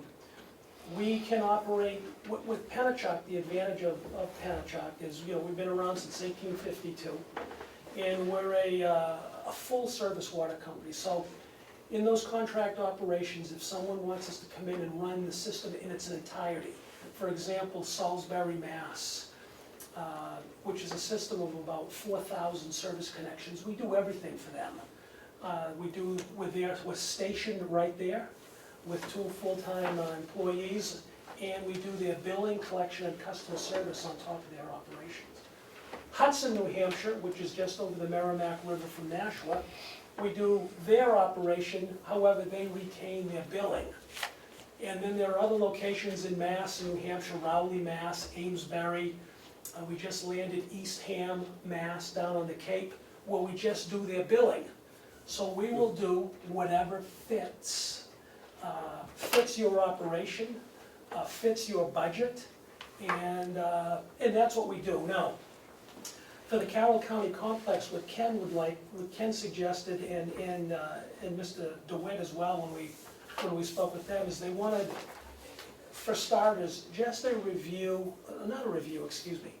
they wanted pricing on operating the water system. What does that mean? In this particular case, what we would do is we would visit the Carroll County site on a weekly basis and be responsible for all the maintenance in the system. And what we did in the proposal that I provided. I do not want a proposal from you. Oh, that's fine, that's fine. No proposal. Something like this is going to go out to RPF, or to bid. Sure. It's not going to be, so I don't want your proposal. No, 'cause that's I don't fine. want other bidders to have an unfair. Yeah, no, that's great, but I can tell you what's in the proposal if you don't have any objection to that. No, I haven't. You know, with the proposal, Should the point of order, Madam Chairman? Yes. Please have Mr. Russo don't give any prices so that we're not tipping no, off and I won't do anybody. that either, guys. I won't do that either, but just to give you an example of what the proposal looked like originally, and I guess that's public record, because You already submitted one. I've already submitted that Last year. Not from the That was last a one, year but ago. not, That's Yeah. not a current. Yeah, that was, He doesn't Point have, of he order, doesn't have a point of firm. order, point of order. Whatever was given last year has not been given to this board, so please consider what you're doing as a fresh start. okay, Because I agree with my colleagues. sure, We haven't asked for proposal, so we're not receiving one. We caution you about putting prices out there, because if you put prices out there, everyone will know what your prices are. Sure. And I don't want you to think that we were the ones that revealed your prices. right, no, not at all. All right, so I just caution you on that. So what, And so when we start talking about those type of things, we'll do it when we formally request them. sounds great, Thank you. sounds great. So what I will do, Mr. Hounsel and Ms. Bevard, is just talk in generalities. Basically, what we did in this original proposal, which was done on April 5th, is we provided you a scope of work that we thought would be appropriate in frequency based on waterworks standards, American Waterworks and New England Waterworks standards on proper maintenance and proper observation of the system, along with sample collections as mandated by New Hampshire DES. All those things would have been covered. So without getting into detail and kind of tipping my hand, and I appreciate the advice, we would operate this system in a similar fashion to the way we operate Penachuk systems. We would cover all, maintain all the components. We would be available for 24-hour emergency response.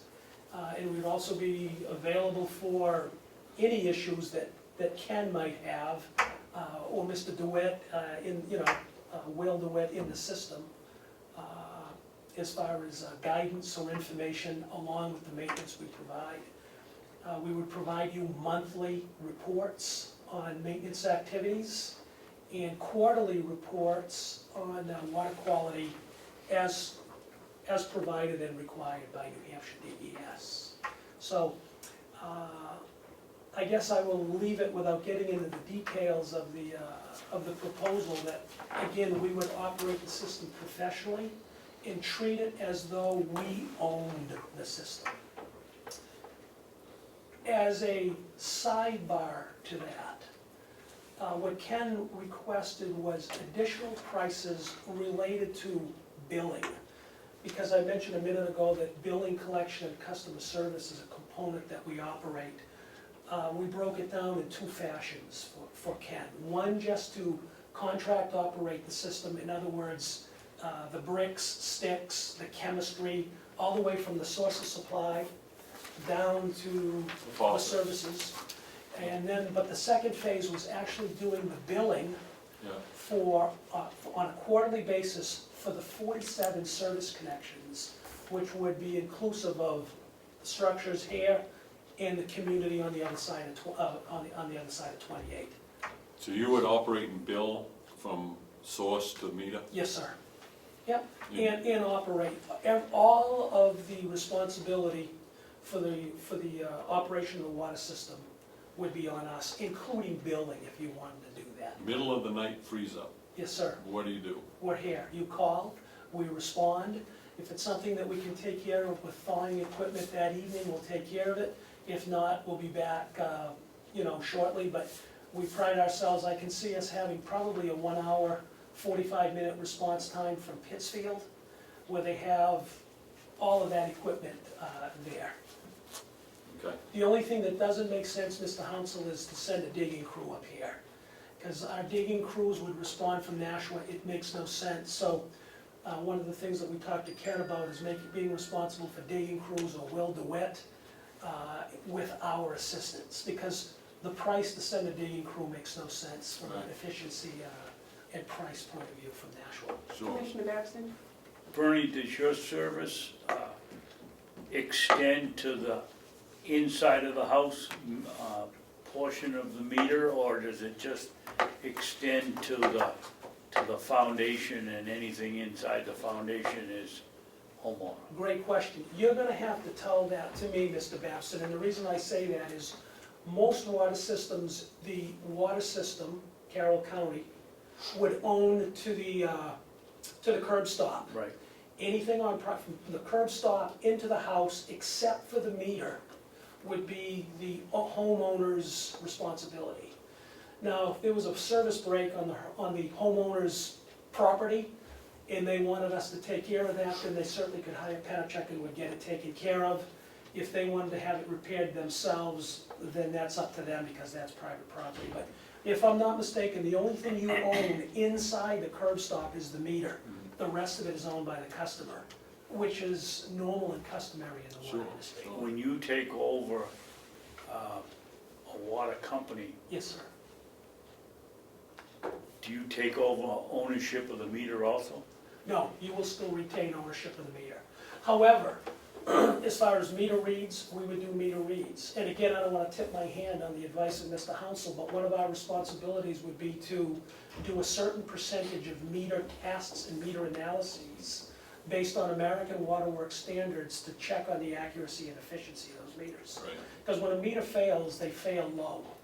And the customer appreciates that. However, the client does not, because they're losing revenue. Right. That goes the same with the master meters. Now, we can test our own meters at home. We have a 10-bay test bench that'll do, 10 5/8 meters. And we have a brand-new test bench that'll do 4 1.5 and 2-inch meters. No. So that would put you guys in great shape. So, again, not to continue to blow my own, or feather my own nest, or blow my own horn, or whatever you want to call it, but when you get Penachuk, you get the full ball of wax. You get the whole operation, full service. The other thing that I explained to Ken is, and again, I'm not gonna talk about price, but there are intangibles that come with that. We have an engineering department. We have a laboratory with 3 staff, with 3 chemists. We have an accounting department. All those come into play when Penachuk is operating the Carroll County complex. What about the fire hydrants? I'm tipping my hand. We would be responsible for the fire hydrants, man. As a matter of fact, what we would do is we would paint. You have, excuse me one sec. You have 12 hydrants on site and in the community. We would paint them every other year. So every 2 years they get a fresh coat of paint. I know, but don't you check, pressure check stuff? We do what, here we go. Turn the camera Isn't on. that required? Some communities require it, we do it as part of our service, and we do it at home. We do what's called an annual wet check and an annual dry check. We wanna make sure that the hydrant operates, number one, and then the wet check is we wanna make sure it doesn't turn into a popsicle for the fire department in the winter. So we're on those, aside from painting, we're on those hydrants, every hydrant, twice a year. For wet check, dry check, and then every other year paint, just to keep them looking good. Okay, Madam Chairman? As well as your gate valves, ma'am. We have a gate valve turning program. You have 20 gates in the system. Based on American Water Works standards, they suggest you do 20 gates per, 20% of your gates. So we would get on 4 gates a year and check them. And what does that mean? We get in, we bring a vac rig up here, a Vactor. Anybody with experience, maybe Mr. Hounsel, Yeah. a lot of these things, a lot of gate boxes filled with whatever corruption will come in, vac the gate out, vac the gate box out, get on the nut, and make sure we can turn it. And what that does is in the event of a break, we're not at 2 o'clock in the morning scratching our heads, how the heck we're gonna, number one, get on the gate, and number two, wonder whether it works or not. We run it just like we run Nashua and the other systems we own.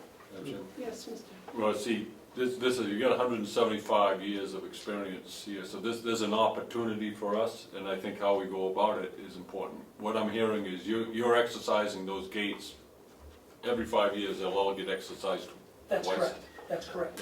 Yeah. Yeah.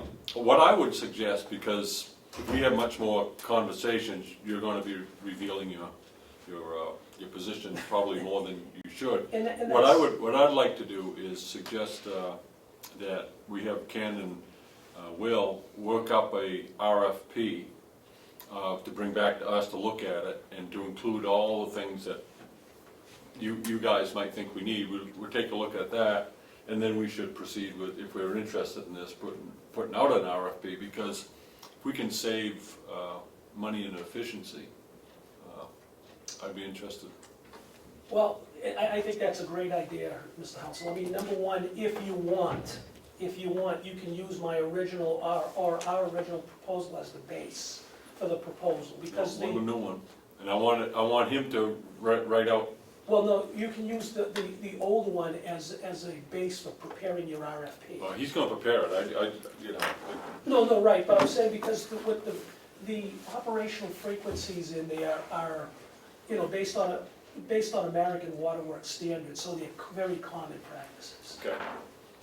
And then, but, yeah, I guess my final. I don't know, I think maybe our RFP should be based on what's being done currently, because currently what's being done has been working. And I think some of the stuff is done more often than your standards would require. Maybe, because and you just took the words right out of my mouth. I mentioned this to Ken and I mentioned this to Will, is after the couple times that we roamed around, you guys have a great system. You really do. I mean, to your credit, to Ken and Will's credit, very nice system. It looks like it's very well, from what I can see, which is primarily the source of supply, well areas, and of course you can't see the. Did you snowshoe up there? No, but it was a heart attack going up there, because I'm never climbing it, no, I'm kidding. Will says, hey, let's take a walk up there, yeah, no problem. Oh my God. I admit I'm overweight because I huffing and puffing, but that's another story. To your credit and to your operations staff's credit, very nicely maintained. Yep. So, All right, any other questions? Well, thank I you. do. Yes. So, on the line going down, was there a shut-off valve coming out of the base? don't remember, Ken. Do you remember, Will? We have the line coming down from the hill you're talking about? Yeah, is there one in that field? Or, oh, no, a meter, an outgoing meter. Oh, a master meter? Yeah, Oh, yes, we have one. okay. Right down by my shop. Yeah. Okay. Yeah, I apologize, I did not, I don't think I have a set of prints anyway, because we certainly didn't finalize, but you know, that's one of the things that we would request if we got going and get fortunate enough to work for you, is I'd want the appropriate paperwork and prints, everything else, so we can. Yes, Commissioner. Babson, sorry. Bernie or Will, why is it my recollection that we put a meter in between, we came down from the well down here, and as we started to the village, we put a meter in there so we'd know what portion went down to the village. It's actually not a bad idea. I mean, generally you have a No, I'm mass, asking, why did I think there was one there or we put one in? a meter? Yeah, I think Will was just saying that there is. It's over by his shop. Yeah, it's a bad shot. No, he's talking about a split. He wants, if I understand what you said, there's a master meter that captures all the water flow. Right. And then there's water that comes here, but there's also a branch line that goes, down to the village. Down to I the thought we village. put a meter do we on need to that. put a sub-meter to capture what flow is going to the village? Mhm. Is that something that we have, or is that something that we need? It already exists. It does exist, okay. And that's a great way, guys, for doing unaccounted for water. So, what you can do is you can do a comparative analysis on a quarterly basis of the individual meters down at the village, as I call it, I'm not sure what you call it. The other way that you can address it is do a comparative analysis of those total 47 meters with what this production meter is showing, and see if there's any unaccounted for water along the way, in between.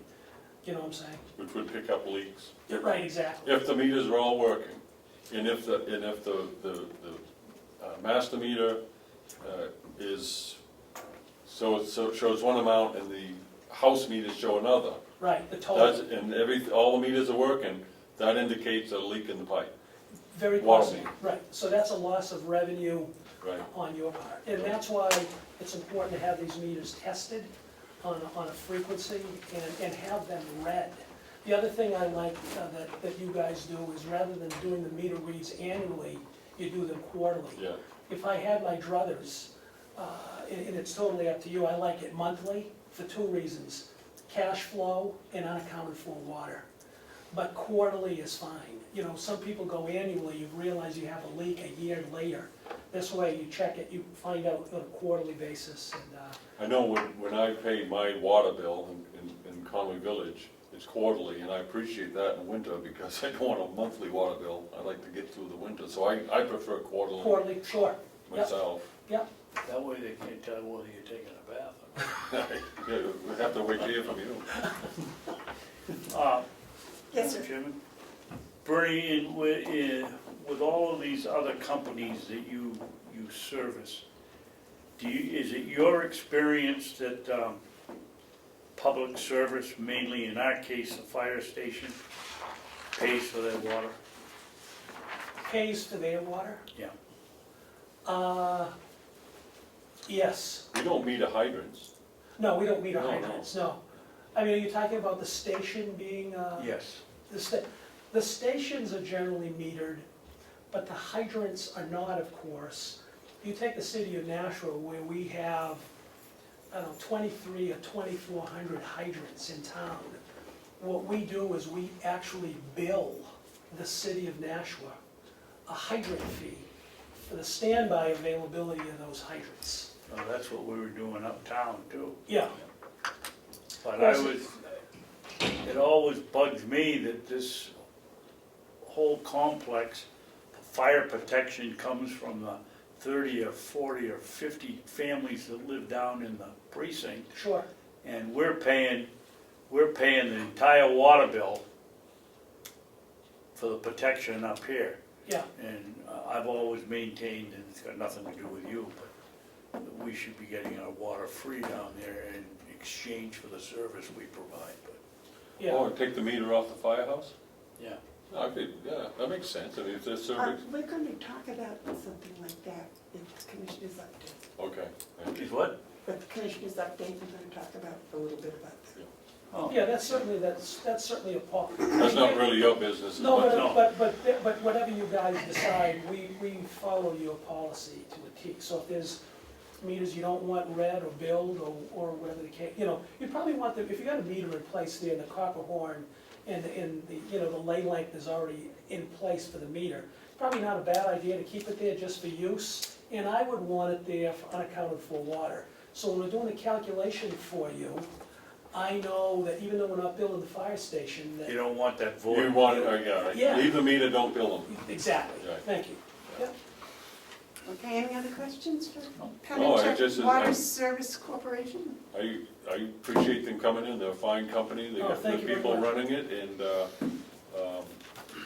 you know, if there's something we need, an RFP would be helpful, if this is what Ken, and Will wanna do, I'm open to looking at it.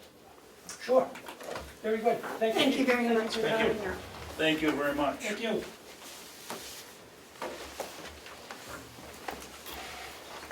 Thank you, Bob, for coming over. Okay, where is Chuck? Chuck's supposed to present that. Can we take a little recess for a moment? Yes. Let's take a 5 to 10 minute recess. How's that? Ready? No, we're gonna wait for Chuck to come up. I found him. He was in talking to the auditors. I don't know what uppercase OPEB is. It's that, remember he mentioned it, it's for, for the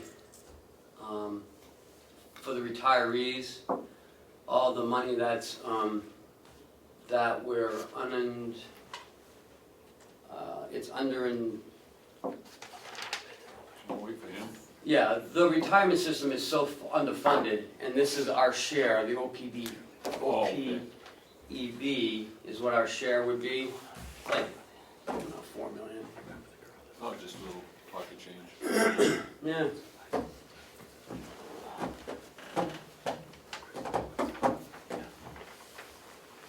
Oh, there it is. Great.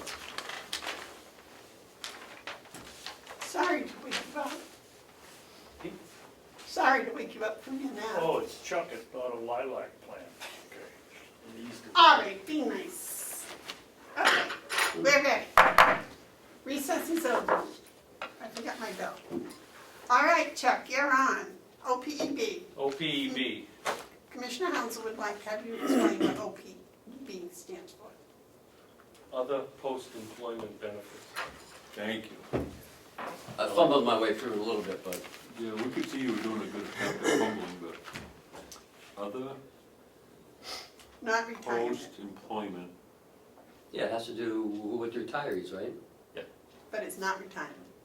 it is. It's not retirement, it's benefits that retirees get that we don't pay for, but they affect our plan Right. because they're on our plan.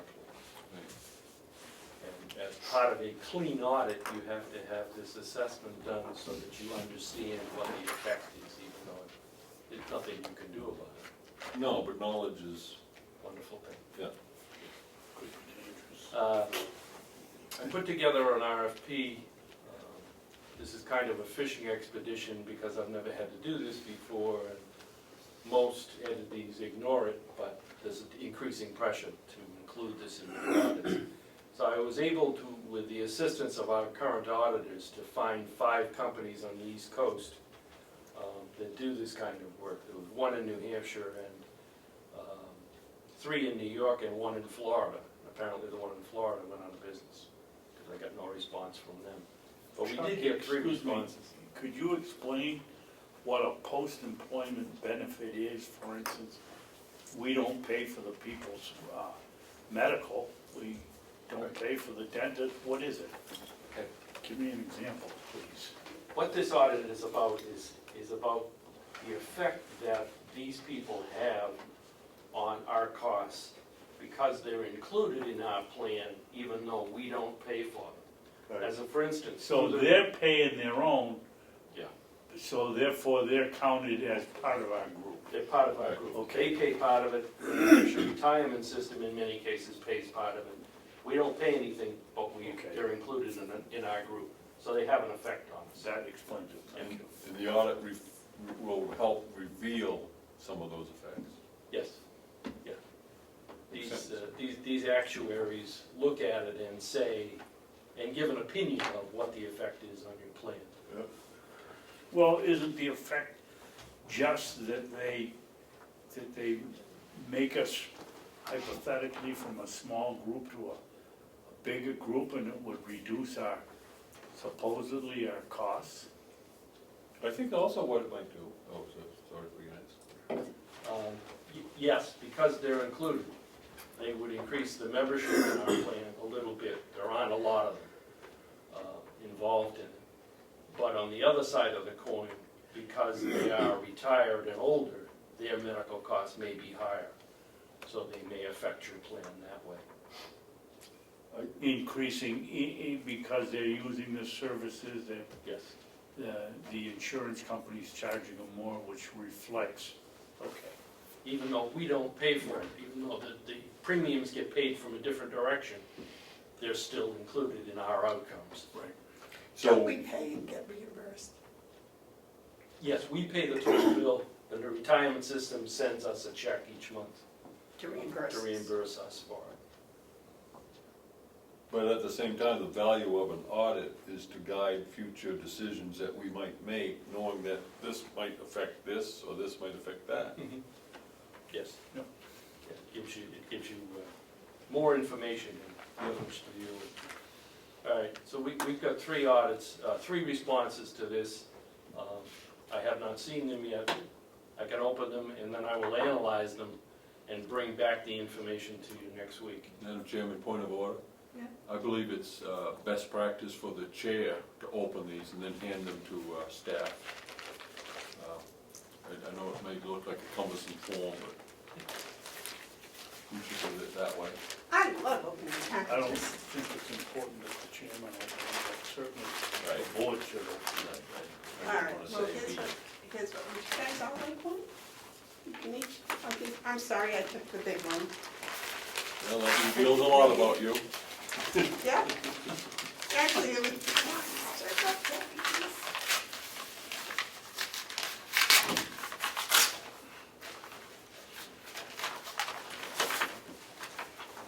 You got that, that's good. Okay.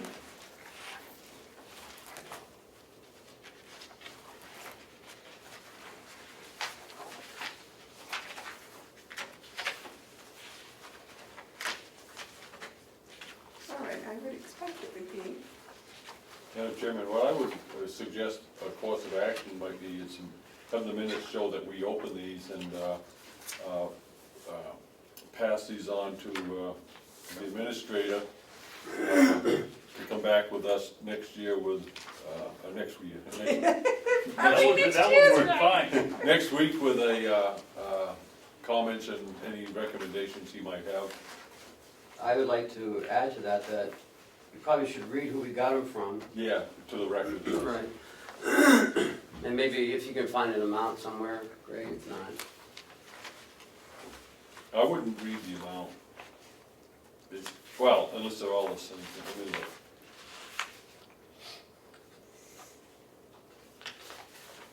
Okay. See, we don't wanna make statements today like a parent low bid or anything like that No. until there's been analyzed, so. Well, because we don't necessarily take the low bidder, do we, always? This is the first time we've done this one, anyway. Yeah. Well, the other thing too is, I don't know what our bid processes are, but the Army Corps of Engineers, and I've done a number of contracts Yeah.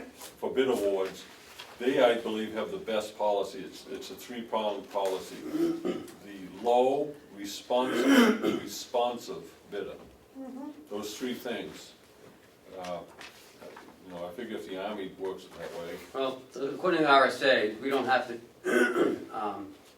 services are, you want to take a lowest bidder on services. Services are not included in the bid process. So you would be all right with the approaching it as a low, responsive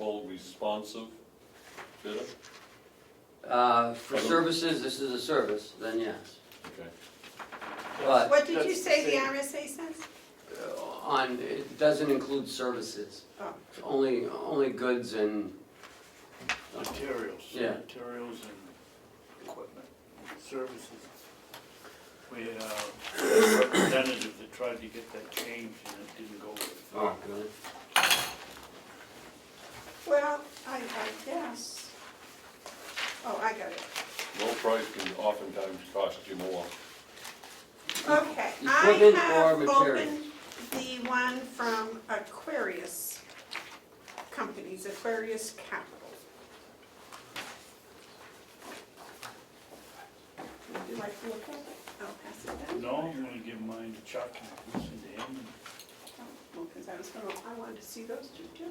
Okay, and I have KMS from Manchester, New Hampshire. I opened one, the third, I believe, which we had three from Actuarial Services. Excuse me, that's what they're doing. Jefferson Solutions Incorporated from 114 Brittany Oaks, Clifton Park, New York. And I will read those afterwards.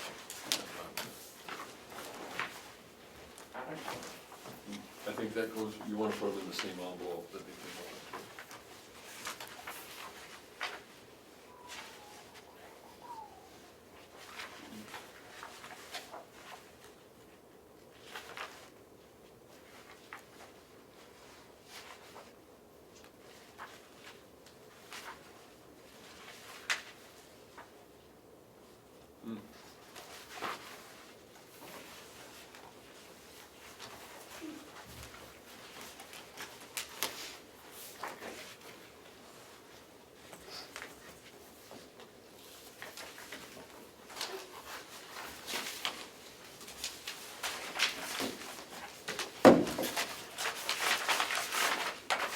Did you want to see KMS?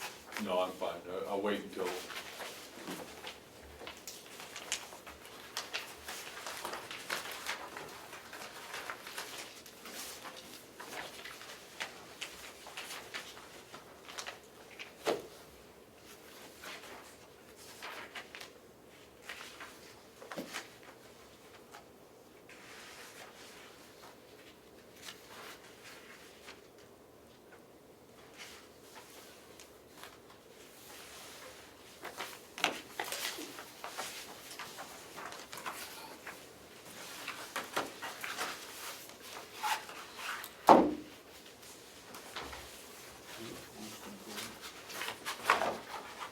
Gatsby, that's what I was trying to think of and couldn't remember.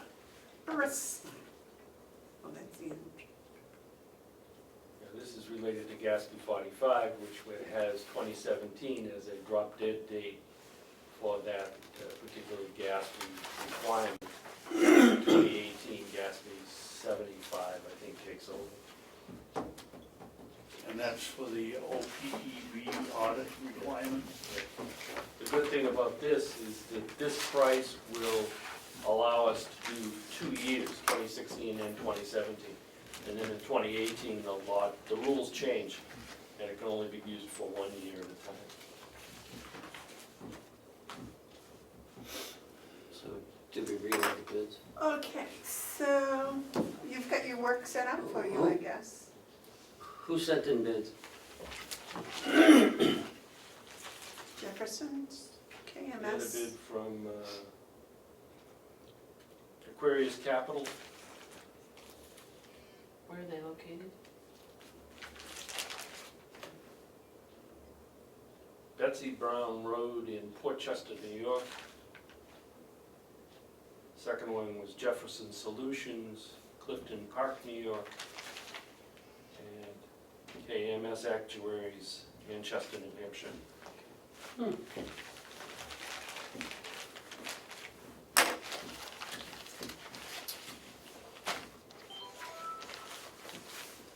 Is that all we have to do with those? Yes. Well, next week. All right. Vacation accruals?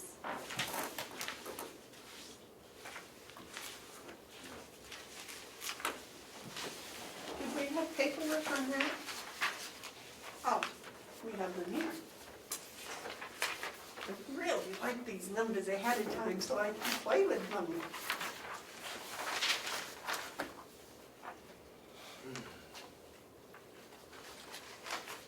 Would you like to explain what I'm looking Oh, I'm at? sorry. Yep. I thought I did. a little backup information. When I arrived 18 months ago, it became apparent pretty quickly that the accrual system through ACS had some shortcomings in it. And it took quite a while to figure out exactly what was wrong with it. But after drilling down into it, it became very apparent that the setup was incorrect. Based on research on county policy and the collective bargaining agreements that we had, I determined that the setup was incorrect in that the caps for individual years and over time were set much too high, and that the accrual was incorrectly programmed because it was accruing vacation and sick time as well as time worked. So the accrual happened at a much faster rate than it should have in many cases. Now, the collective bargaining agreements and the county policy all have referrals to payouts. And the nursing home one, for instance, pays out everything over 280 hours on a yearly basis. According to the contract, it was supposed to be paid out by the second period in January. The practice was it was paid out before Christmas on the first payroll in December. After looking into it and researching it, I determined that the best way to change the system back to what it should be was to wait until the payout was done for 2016 so that nobody lost anything that they had accrued already. And then with the payroll, first payroll in January, actually second payroll in January, we adjusted the accrual system so that it reflected what it was supposed to reflect originally, according to the CBAs and to the county policy. This, of course, caused some concern across the campus. People did not understand what was happening. It is very difficult to explain.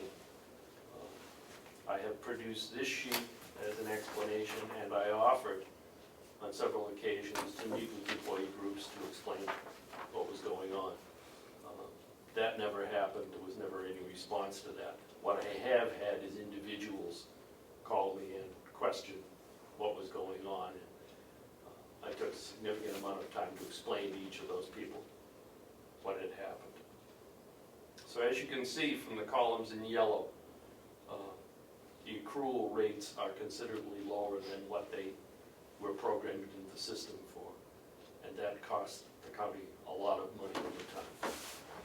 So we have contained that cost and contained some of that liability. So what you have now is two things as I can see it. One is, can you tell us that we're in compliance with the contracts? Yes. And can you tell us that we're in compliance with the policy for those who aren't bound by contract, the non-contract or non-union? Yes. And that leaves us with how can we efficiently explain the change to personnel? Do you feel that we've done that sufficiently, or do we need to do more?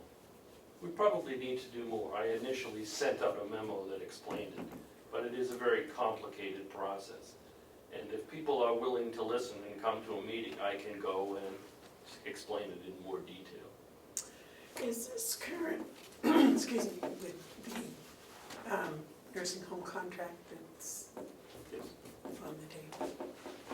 There were no changes to that contract relating to accruals. Okay. Jim? Yes, sir.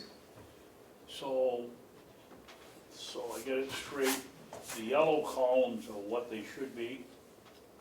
And what they are now? And not only what they should be, they are what they are now. They are right now. That's what's programmed into the system. The column January. current max per year, that's what it was. Mhm. Right. Now, I don't think any of you were here except for me, the day we bought the Cronus system. And the guy's sales pitch was, it would pay for itself by limiting the number of sick days that people were taking and we didn't know about it, the number of vacation days that they were taking that wasn't accounted for. And yet here we are, 8 years later. Who was responsible, or why didn't this system get tied into Kronos so that Kronos would work properly? Was it our employees, or was it Kronos, or was it ADS? Who was responsible? Well, you've got two separate systems. Kronos' I know that. system- Kronos' system was programmed, as far as I can determine correctly. The ACS system, by our own employees, was not programmed correctly.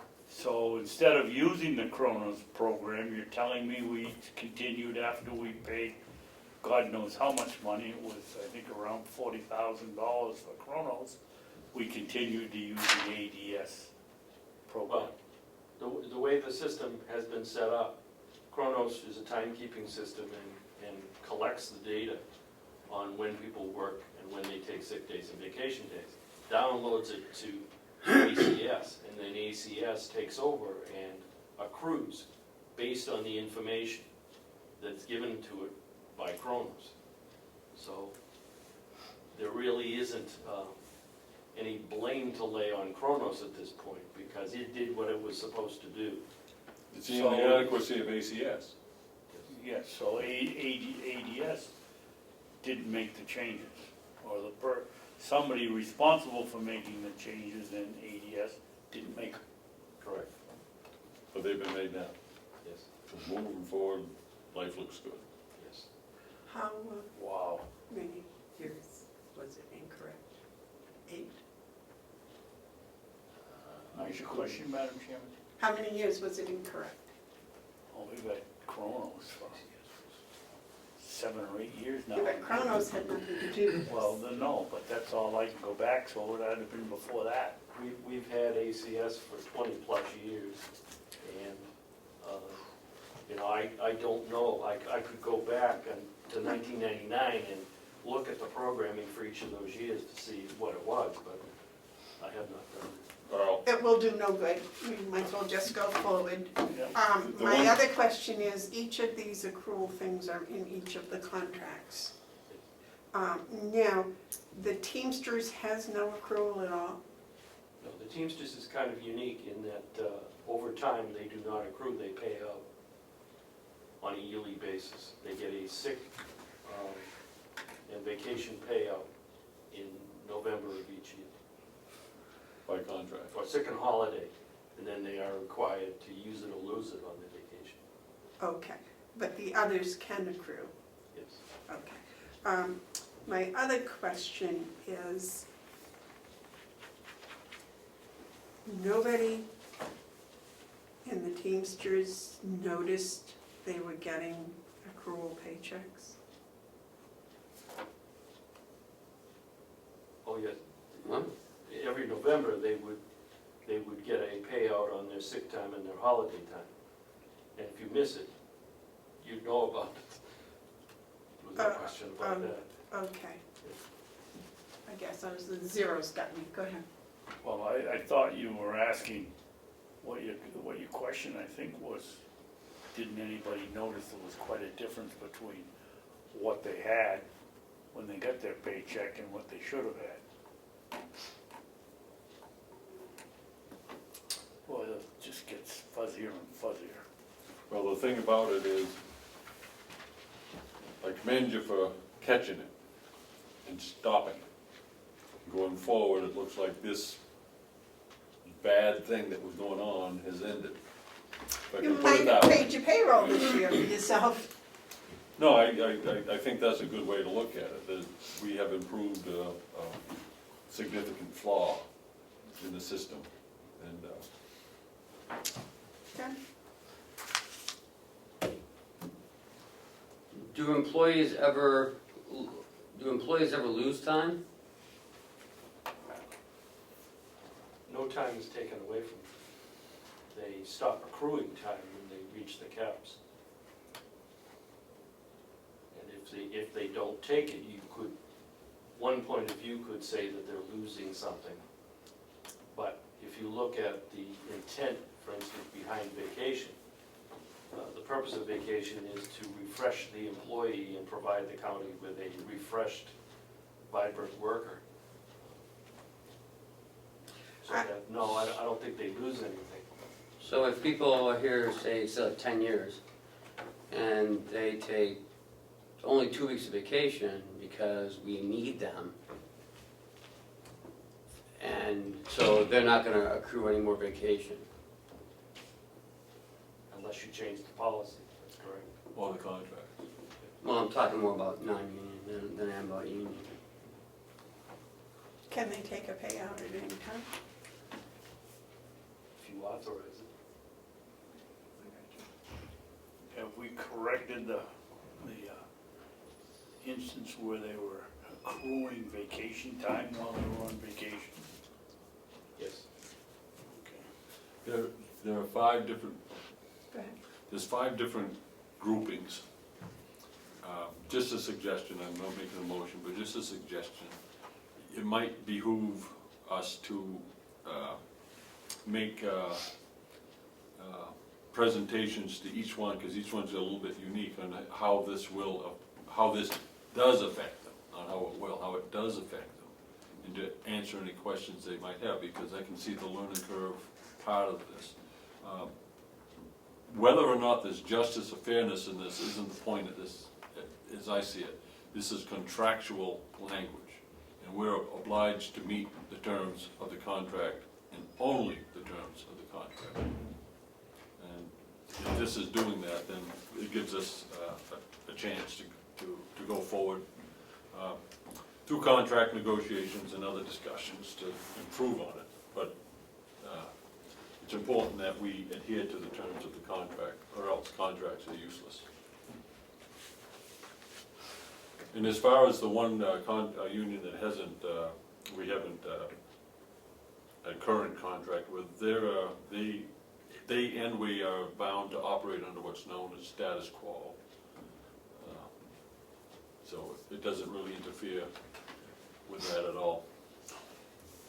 So is there anyone that thinks they have accrued, say, 320 hours, and they're now told they only have 200 hours? There was a sick payout that was accomplished in January. I'm talking about, this was for,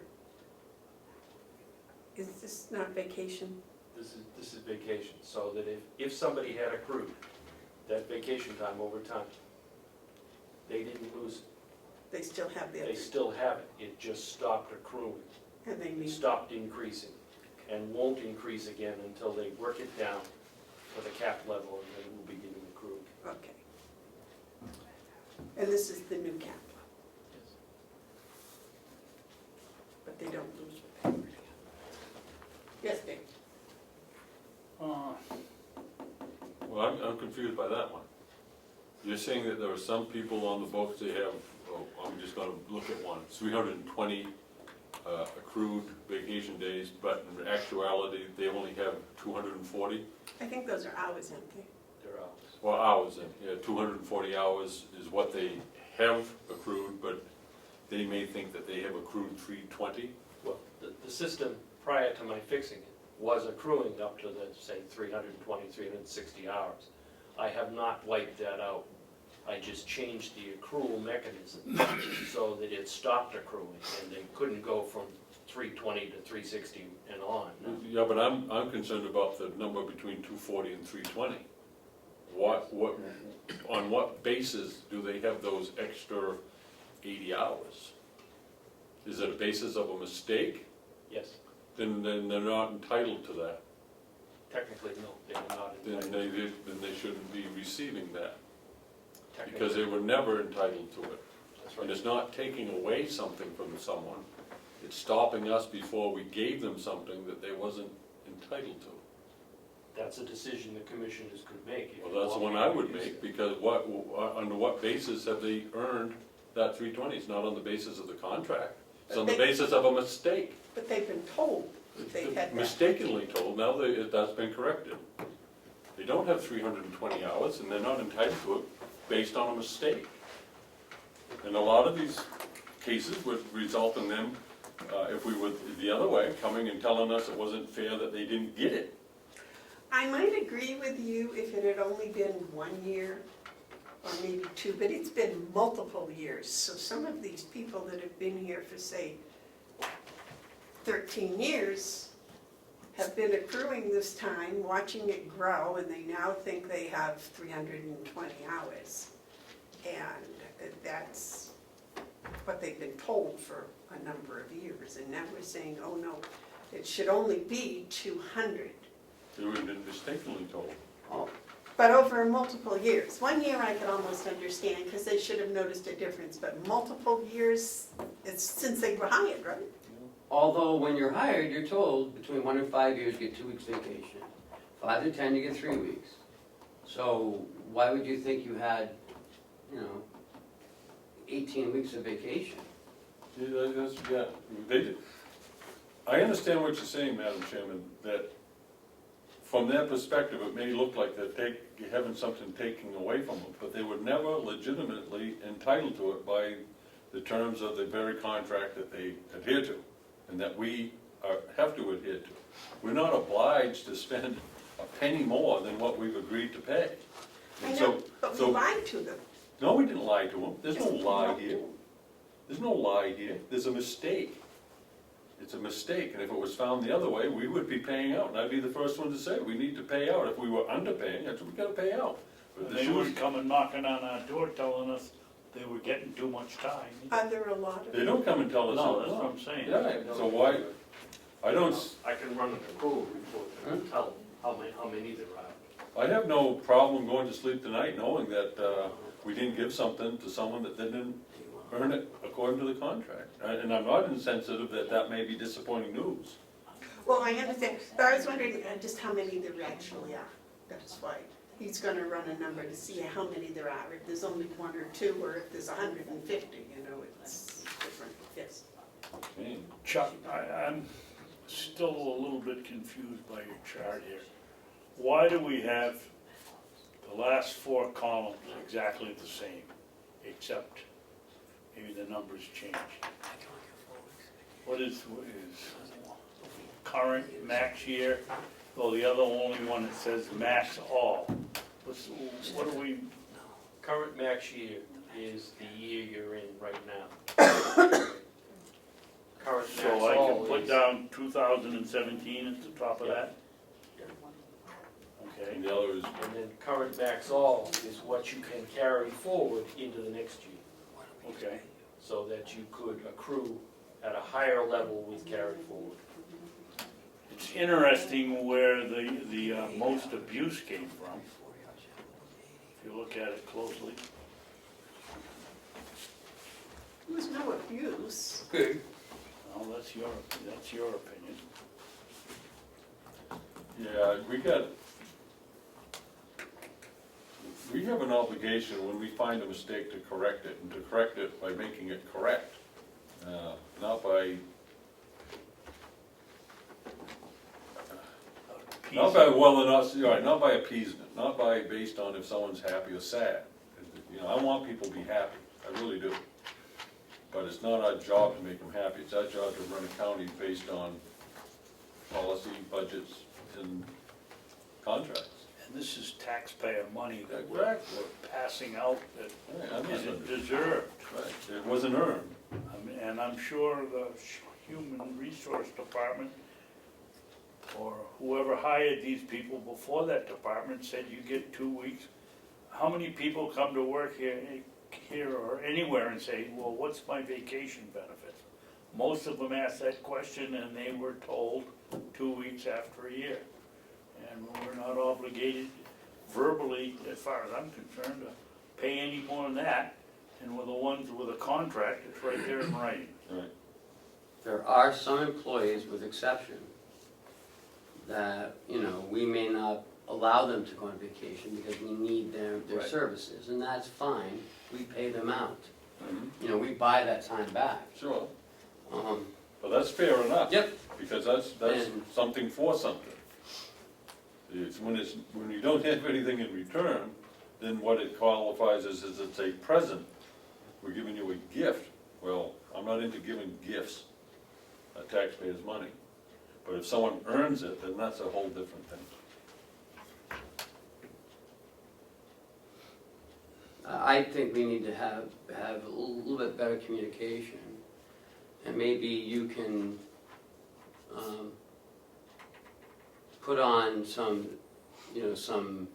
trainings about this to help people understand it a little more clearly, that we're not taking anything away from you. I mean, you still have your time, but you're right, we need you to take vacation time because you get burnt out, you know? I think that letter ought to come from, there ought to be a general letter from the commissioners explaining the adjustment and, so that it doesn't rest with the department heads administration. This is, we own this one. And I think any communication should be over our signatures or under our signatures. But I would welcome you guys to draft that up. Are you sure you don't want to do it? Explain this? I'll help you if you'd like. Okay. But it's a really good job. Mine is just come in and make sure you're doing it. You could probably sneak in, you two guys have worked on the English language today. You're a little bit unique, and you're somewhat unique. Vive la différence. That's for sure. All right, there's been 1, 2, 3, 4, 5, 6. The ones that really concern me the most are the ones that apparently have been here 16 years or more.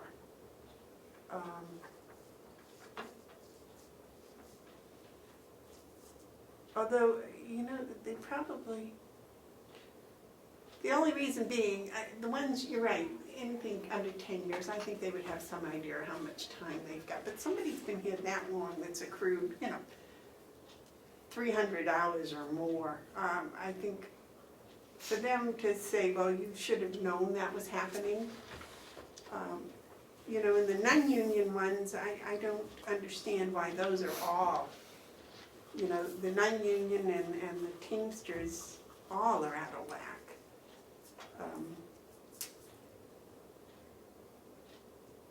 I was just trying to find out something that made some sense here, but it doesn't. Nothing makes sense. There's no pattern. There's nothing here. But the fact that the non-union and the Teamsters are the ones that are really the most, every single category's out.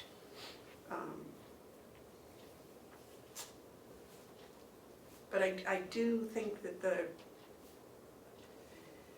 although we weren't here, I do think that the responsibility for this definitely rests right here, Oh, no doubt. So I'm thinking if you do workshops for each of these categories of people, that we should be there to take the beating. Well, I'm not into taking meetings. Here's what Well, I I think. don't think Chuck should have to. I Well, don't think that's where Chuck it gets, should have to. that's where it gets the big bucks. What I think we should do, what I think we should do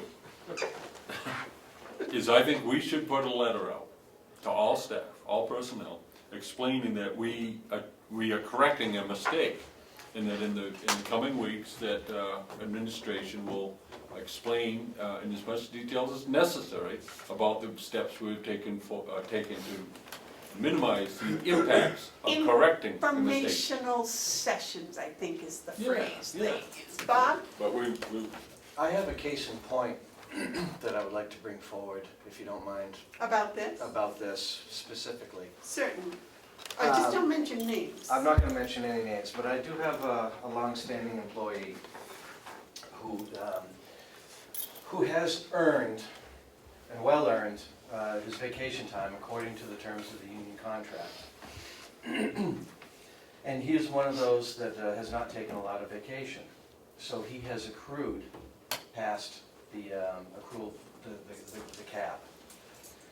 And what's happening here is that his accruals have stopped, as Chuck has led. So now he is forced to use that vacation quickly or lose it. The problem is that this particular union contract does not speak to carryovers. And it's the carryover that is at issue here. It's a gray area, it's nothing definitive. The non-union personnel manual speaks to carryovers. And it's my feeling, and specifically my feeling, that if the union contract does not speak to something, it should revert to the personnel policy. Well, my position, and I'm going to put on my hat for a moment as the labor representative of the Public Employee Labor Relations Board, is that you can't do that. You cannot give someone who's under contract in a CBA provisions that are not part of that CBA. You open the door for unfair labor practices from a number of different quarters, so I would caution us on doing that. That's not to say that there cannot be some individual considerations given. But the fact of the matter is, this employee, if he's part of a union, has agreed to a contract. And that's what we need to do, is to work the provisions of that contract. If there are flaws in the contract, there are opportunities to correct those flaws. But it's very important that we stick to the letter of the contract, or we could be seeing all kinds of mandated and court-ordered payouts. I agree wholeheartedly. However, I'd like to add that moving forward, that yes, but it was hard enough to accept that his caps were, that he was capped. He was no longer going to accrue until he burned back to the new cap.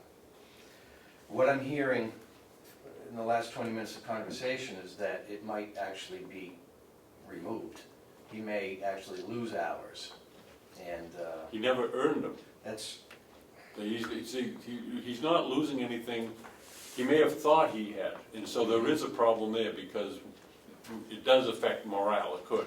So I do think that there's room, once we start doing it correctly, to make case-by-case adjustments that is based on justice. But at this point, the justice is dictated to us by policy and contract. And so I would say, to tell your staff member that those were mistakenly, he was mistakenly told that he was accrued anything over the cap. Doesn't mean that we're going to forget about the pain that might inflict. It just means he has no claim to it because of the contracts and because of policy. Yes, Dave? It's how we have to roll. Bob, what makes this employee's situation unique? I would like to discuss that non-public Okay. if possible, Okay. because we're gonna start getting into personal details. If we're going to non-public to talk about an employee, he has to be notified and have an opportunity to come here, and also have the opportunity to insist that this be done in public.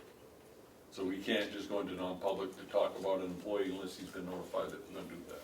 Fair enough, if possible, maybe next week. Sure. Well, maybe a suggestion.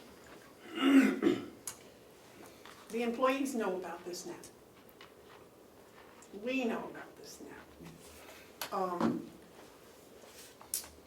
Maybe we should spend the next week getting some other information, such as how many employees does this really affect and how much? And then we can maybe look at a solution of some sort. Maybe it would be private, non-public meetings with each of the individuals. You know, if we have 4 people that have 120 hours that they're going to, More than that. It's a lot of people. with 120 hours, that they're gonna lose? I wish we wouldn't say Well, that they no longer have, that they never were entitled to. that their paper said they had, but they don't. The contract is the paper that drives it, not the piece of paper that they get that confuses them. But if we could find out how many, that would, and then we could Absolutely. decide how to deal with. Absolutely, but the number one I'm rule, really concerned if there's more than that many. number one rule of holes is when you find yourself in one, you stop digging, and that's what we've done here. all right? And we've stopped. We've stopped digging the hole, and now we have to just figure out what we have to do to fill the hole back in. But I am of the position that no one is entitled to anything outside of the contract. If we go case by case, by informing them this is our position, the commissioners inform them, then we can establish and ease ourselves out of this so that we can do the just thing. But for now, the justice is the contract. You have refigured this to make sure it's accurate. Of course.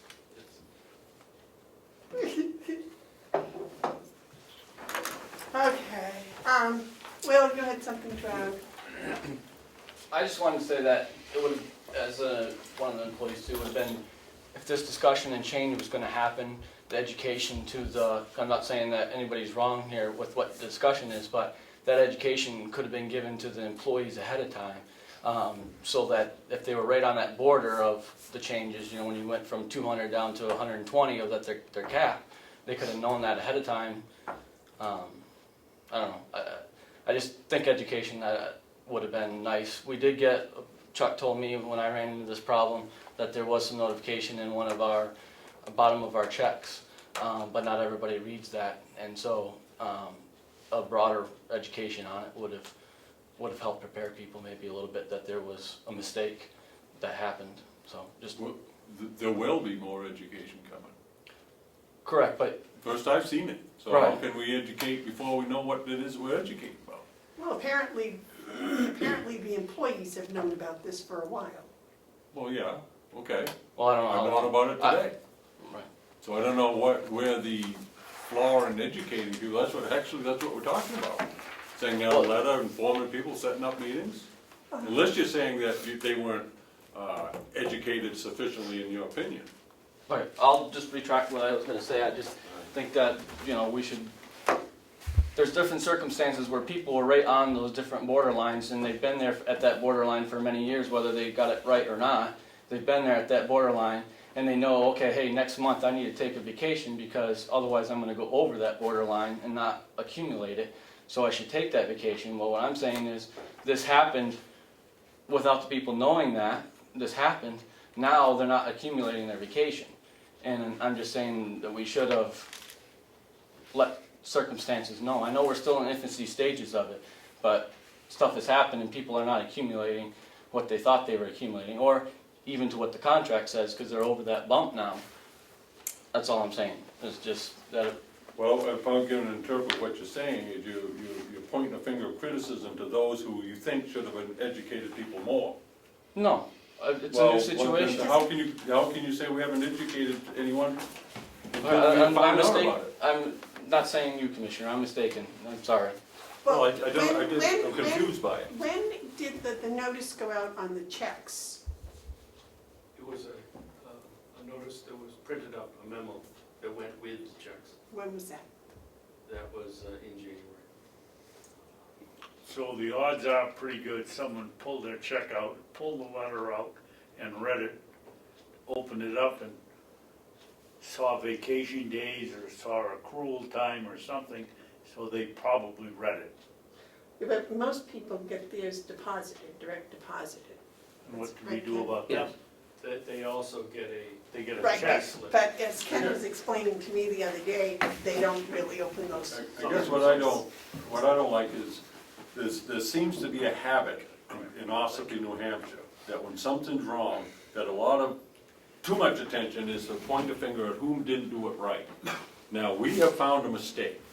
I don't want to spend time talking about things in the past. We found a mistake, we can correct the mistake, and we can educate people, and we can go case to case on making things as best as we can. But So this criticism of what we've done wrong can only be of value a little bit. But I think the point being that when we find an error, anyone finds an error, to maybe address it right then, and then talk about what we could do to educate, and then let the people know, rather than, they knew in January and we're finding out in March. I feel like I'm a little behind times. I feel I'm right on top of it. Well, as soon as Chuck found out, you know, he went to work shutting it down. I mean, he can't give people 2-3 weeks' notice, hey, we're shutting it down in 3 weeks. We had to make the correction right then and there.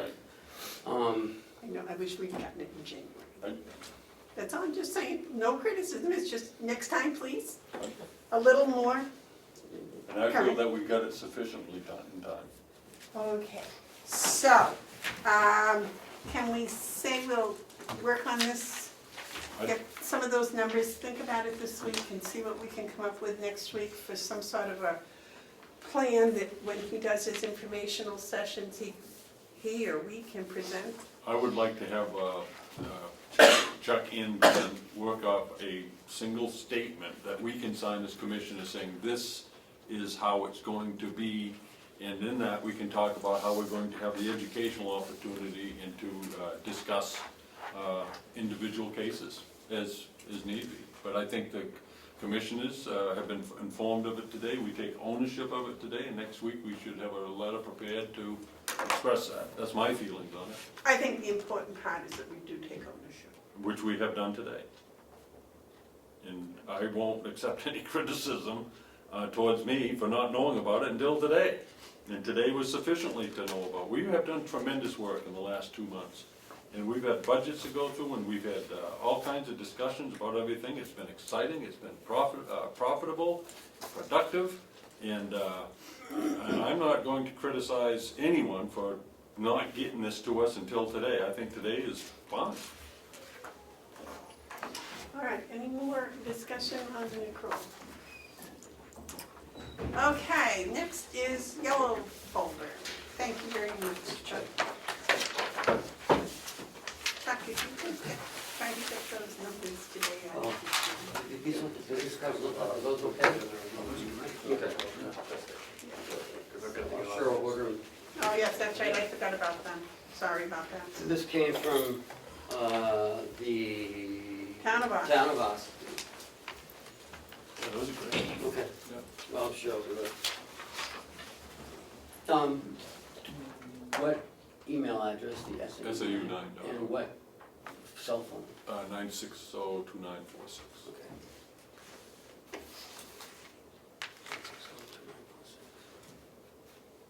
Anything else you want on there? Merry Christmas. No, that's fine.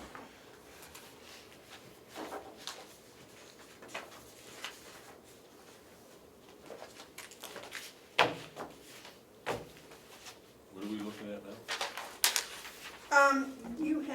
We were talking about taxes, and I said I would go to the county office. I was gonna do this under commissioners updates, but we can do it now. About whether they were accurate or not, Who got what? the taxes that we got from the county. And while I was up there, I had left a couple of notes for Taxes you got from the town. not the town, county. for the county, okay? I don't know what. No, that's the only one that came, it's just that one. Oh, I know. It's from the town of Ossipee Selectmen's office, Oh, okay. addressed to her. Okay, all right, so I don't know what she is. Okay, so, well, because you guys said I could go take care of it, Yeah, and so I did. And while I was there, I checked, because some of the numbers were different between the current use maps and applications and what we were being billed for. The first one was map 257, and he went on and he said that they just made a small adjustment. The second one is 25713. Now, this, I have here, Would you give us those numbers again, Madam Chair? all right. The first one was 25716-1. Map 257, 16-1. We had quite a time finding that because there is a 25716. So, the second one, the one that's important and that ties in everything we talked about today, is map 25713. This map, 25713, is the water system. And on that, it has 212 of the 215 acres are in current use. They suggested we put the other How three, much, excuse me, how much for the in current use? 212 out of 215. 212 out of 215, okay. Right. So I asked about putting the 3 acres in, why they weren't in current use. And his reply says, you may consider enrolling the last 3 acres of this property in current use before April 1st, 2017. This would reduce the assessment of this property roughly $40,000. Okay. Now, I have also asked on this particular property for an abatement per his recommendation. Because this is the water system, and on the bill says that the village portion should be taxable at 20%, and the county portion should not be taxed, the 80%, and they apparently have been taxing us 100%. So that is gone to the selectmen to see how they feel about that. And I have a copy of the bill and the whole thing here, if you'd like to look at that. So that has been put into that. Now, the fire department and the pilot that you had talked about, the fire department for down here in Ossipee Corner, their rate is 2 point something. So Their rate for what? for their billing, when you get your tax bill, you Yeah. get a tax bill Oh, for the the fire, precinct portion the of fire precinct. of So if you wanted to do a pilot, because they do cover our fire, we could use that for a base. I mean, that's something totally up. But that's one of the things I was going to talk about, was this particular bill. The last piece is 258.18. And that is where the septic drainage field is. And that septic drainage field is part of the county complex buildings. So that should not be being taxed, and it is. So I also put an abatement in for that to the selectmen. Now, if the selectmen approve the abatement for the water system, 80%, and the drainage field, then it will be taken off the tax, we'll be getting a rebate this year, but it'll come off the taxes for next year. Whether they go 100% or what, I don't know, it's up to the so that is the follow-up, and this is the letter that they sent me, and this is the tax map bill, etc., for the water system and the field. And I need your permission to request those 3 acres be put into current use. Yes. What I'd like to know right now, because everything I say will be based on what the answer is there a legal requirement that county government pay property taxes to municipality? Okay, so. 72 says that, correct? Says that we do not have to, right? So I think it's important that we do not address this as any requirement for current use or for abatements or anything like that. No, please let me finish. Farmland is exempt. Let me finish. My question came from my position coming from the answer that I received that we're not under any legal obligation to pay any taxes. I've made a mistake.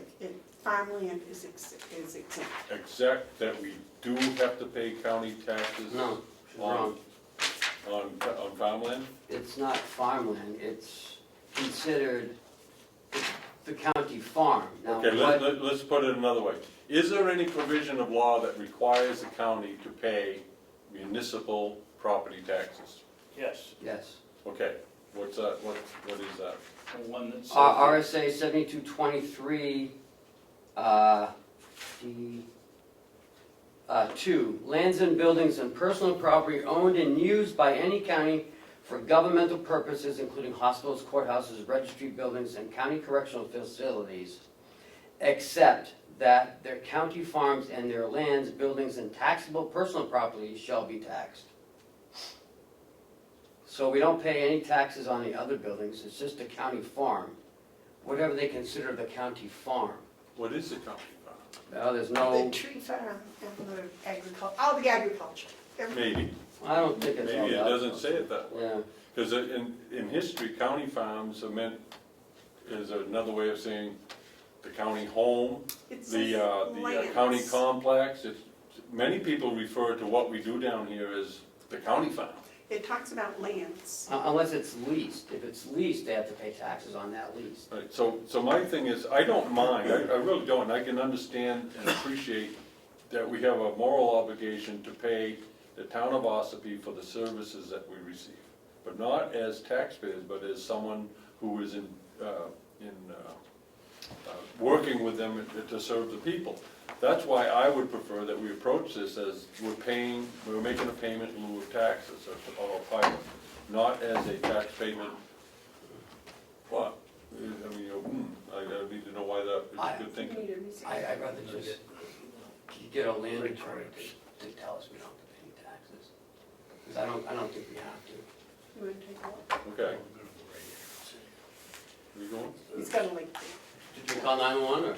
It's the chairs, and went down the Farm Bureau, the same thing happens in that type of chair. Really? Yeah. Huh? I sit in those, my back give out.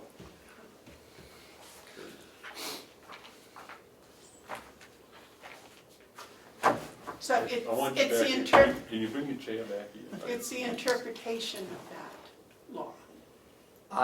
I would like to, A legal opinion? yes. Can we do that? Okay, before Because- I request those 3 acres be added to the, Because we have to get that done by April 1st. yeah. So can we get that by next week? I'll call, yeah. Yeah. And then that will answer my legal question, and then I can go from there. But I don't want to pay taxes if we don't have to.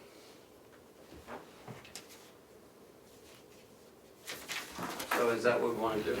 Okay, so you're going to call and see if 72 there that says we have to pay taxes on the county farm, lands and whatever, means forest and, I'm gonna call a land attorney that I know, who will tell us instantly if we have to pay taxes or not on any county property. Then he can tell us, Which pieces, right, if we have to.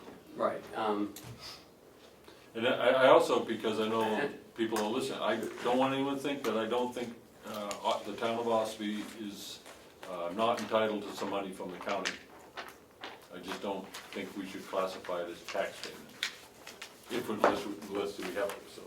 well, because apparently that this subject has come up before. Mm. Yes, Mr. Babson? I'd like to point out that the town of Ossipee doesn't really provide any services here. It's the precinct down in the village that provides the services, not the town of Ossipee. We have our own sheriff's department, courthouse is in ours. There's nothing that the town of Ossipee, they do plow the road, but it's the town road. It's the precinct that's but footing the bill. does the precinct have their own town hall and their own budget and their own They have everything? their own budget. Yeah, they do. They have their own commissioners, I'm sure, and Yep. No? so it's an operation And they have their own tax rate too. and their own tax rate, right? So, I mean, about the only thing we get from the town of Ossipee is the tax bill twice a year.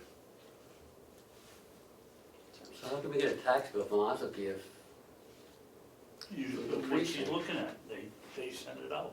That's about the only That includes the indirect precinct services tax. we get from them. That's why our Precinct. attorney's opinion Okay. will be worth noting, because if we have to pay them, absolutely, but if we don't, then it's like what we talked about previously with accrued vacation time.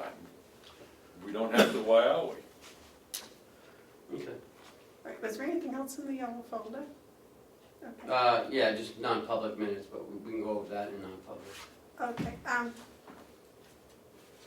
oh, might as well finish the commissioners update. My other one was, David Toll from, down in Wakefield is working with, a group.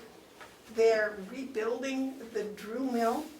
It's down, on Branch River in Union Village in the town of Wakefield. And he's invited the commissioners to come down for a tour. And Ken and anyone else that would like to come. He'd like to have us, they have a warrant article for some money to help with the funding for the dam. And he thought, because we're interested in what happens in the county, that we would like to come down and see what they're doing, see the mill itself that they're rebuilding, and that the fact that they're planning on generating electricity there. So, Wow. that was an invite. When's that, He said he would be available whenever would be convenient for us, preferably Monday, Wednesday, or Friday afternoons. is this something that should wait for the snow to melt, or? No, it's right, the road goes right over it, so. Is it an actual building? Yes, it's an old building. I was there maybe 3 years ago. Is it past the trading post?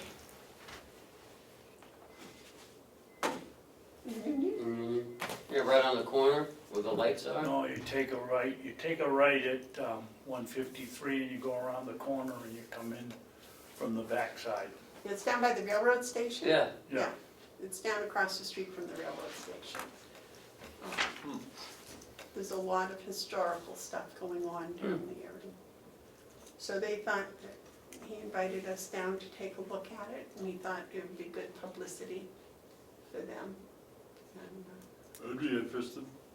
all right. The old mill. It's the Drew Mill, the Drew Mill. Maybe, how about next Wednesday afternoon? Is that a possibility? I mean, you're already down here. Is that something we could take the county car for? I can drive, it's not that far. Sure, if that's what you guys wanna do. Wednesday. Is that all right with your day, next Wednesday Yeah. afternoon? So next week is 15th, Mhm. okay, so we're gonna be down here. All right, yeah, I can do that, we just put that already now. Maybe if I said it something like So what do I put down? 2 o'clock, A little earlier, 1 o'clock? We'll just close the meeting in time to get there. Is 1 o'clock, 1 o'clock is good for me. Okay. So what do I put down in here for, what's the old mill? Drew Mill. It's Drew- the Drew Drew Mill. Mill in the village of Union in the town of Wakefield. Yeah. And what is the day? The 15th? Oh, I'm scared myself. I almost put down April 15th. Wish. No, I don't. Not Wish, me. wish your life away. No, I don't want to. All right, I'll call and set that up. Thank you. It's a really a nice thing they're doing down there. Great. Okay, any other commissioner updates? Yes, Yes, sir.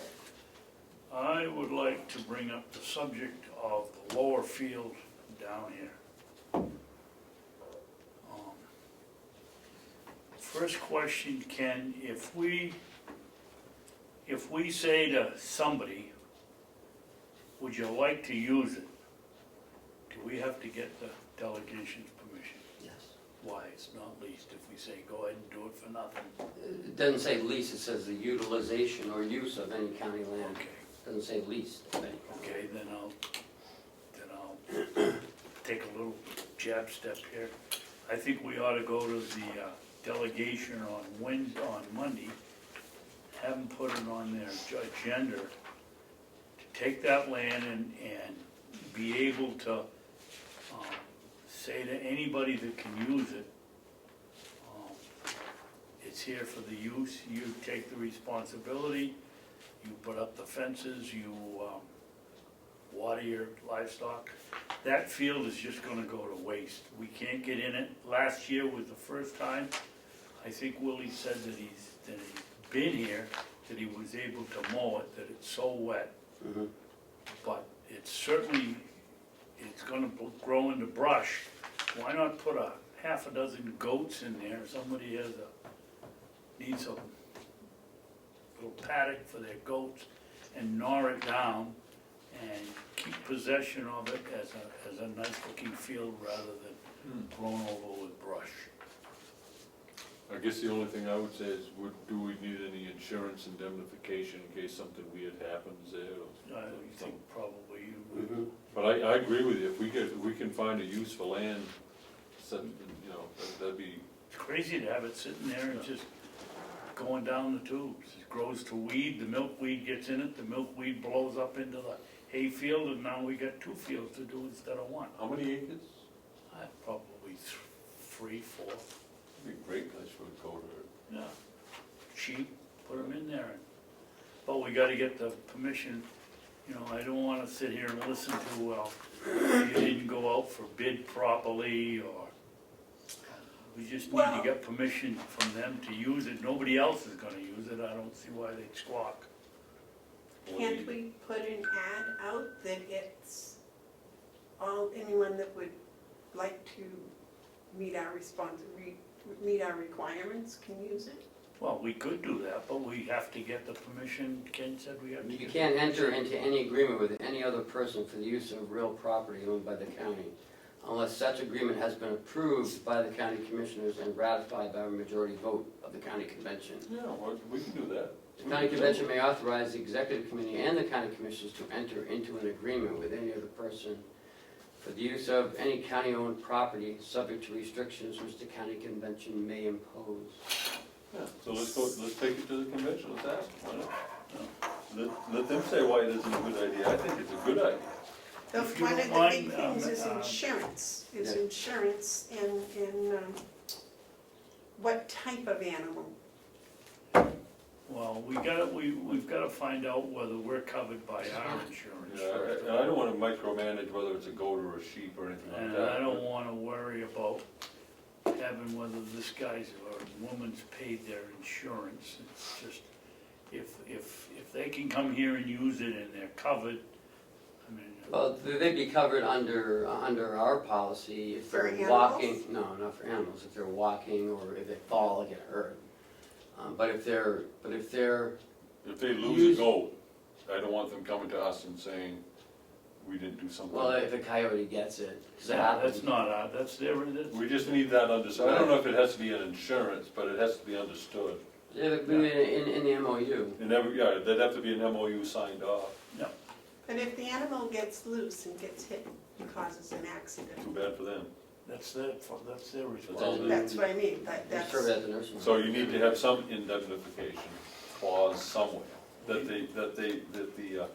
the user will hold the county harmless, indemnify and hold harmless the county from any such occurrence. For any liable situation. Right. So if I can whip up another one of my MOUs. Yeah, you're good at that. And I think at that point, we present it to the convention. I'd be interested to know what objections they might have, if any. Well, that's why I wanna do it in March, because Yeah. the next meeting, who knows, it'll probably be in Concord when they sign the budget. And the way the can gets kicked down the road around this place, Yeah, it'll be August by the time we get to do it, so. yeah. well, and not only that, it takes time to put up fencing. Well, they can use a portable fence, it just, We're not putting up any fence. no, we're not doing that. May I ask Commissioner Hounsel a question? Sure. Commissioner, if you don't object, I'll make a motion that, I don't know. Okay. We asked the delegation permission to either rent or Allow use. or allow the use for nothing of the lower field that has no other value. No acre. I have maybe a little polish on it. Go ahead. What if we prepared for next week, we can sign it, we got a couple weeks, a letter where we're going to sign saying the county commissioner is looking at the possibility of utilizing, you use the word utilizing, this field for this purpose in this manner. And we will be presenting, we will be presenting a clearer detail in the future. So we'd give them the heads up we're doing it, but don't ask them if they're gonna entertain it. If we bring it to them, they have to vote it up or down. Well, that's why I figured they'd vote, if they can't object to it, except for the liability of it, if we could find out between now and Monday what's covered, then they haven't have much of a chance to say no. Well, that's true too. We could go there and present it ourselves. We Well, don't that's need a what I- letter. Yeah, I'd be all for that. We can do that Monday ourselves. Yeah. We have just a few minor details worked on. I'd like to see some bullet points, but yeah, Goats taste good, goats. goat's milk, goat's cheese tastes good. Goats, good stuff. Okay, was That there a was second was to that? Oh, yeah, go ahead. What was it? What, I don't even know. What was The it? You motion, muddled with. The No, it I'm so not, much. no, I'm not seconding his motion. the motion was that the lower field, that the motion was that we go to the delegation to ask permission to let out the lower field, that it's too To wet. lease out or have. Utilize, just utilize. Or utilize. Just use the word utilize. To have the lower field utilized, period. It is too wet for hay, period. And is going to milkweed. I wouldn't ask their permission. I would tell them that we are going to present to them at a future date details. So if you read the first part, ask the convention. How's that word? The first part of that, you said? To go to, on Monday, to ask the delegation for permission to utilize the lower No, field. I don't want to ask them for permission. I want to tell them we're going to bring them a proposal wherein we'll utilize that lower field. Notify the convention. Yeah, it's a notification. Well, I don't want to ask them for permission. That comes later. I don't want permission for something that isn't undescribed. So, to notify the delegation that we are going to We are looking at utilize utilizing the lower field by county taxpayers, or? No, I would say it this way, if I might. That we inform, that we notify the county convention on Monday, March 13th, that the commissioners are considering presenting a plan to the convention wherein we will utilize this field. You can describe what this field is. Let them know we're going to do it. We're not asking for, I'm not asking their permission. We get that when they say yes to the details. Okay, but it's not us that's gonna utilize it, we need to put in there somehow to present a plan. For private entities to utilize, private concerns, private persons, or the private citizens. use, or the private use. Citizen. Right. For citizen private use. utilization. What? Citizen utilization, Yeah, okay. Yeah, that's fine. a plan for citizen utilization of the lower field. Was that your motion, Mr. Babson? Well, until it got Fixed? modeled, yeah. Because if it was, I'd second it. Okay, so the motion has been made to notify on March 13th the delegation that the commissioners are considering presenting a plan for the citizen utilization of the lower field, which is too wet for hay. Right. Second on that. I second that. All those in favor? Aye. Aye. That we didn't need any discussion, did we? No. No. Okay. All set, Cheryl? Yes. Now, Did can you we know go to the that- second portion of that, Madam Chairman? Well, the first thing I want to know is who's going to write this up and present it to the delegation on Monday. I will. Or David can, or you can. I'll do it.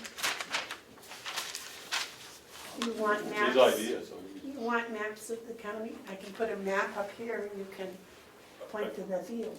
Yeah, okay. I think the thing is this is an example where the unified front is important. Right. The three of us, unanimous support for this. The second part of that is, I don't wanna see us spend any money on advertising to go out to see if anybody can use the field. We must be able to put it,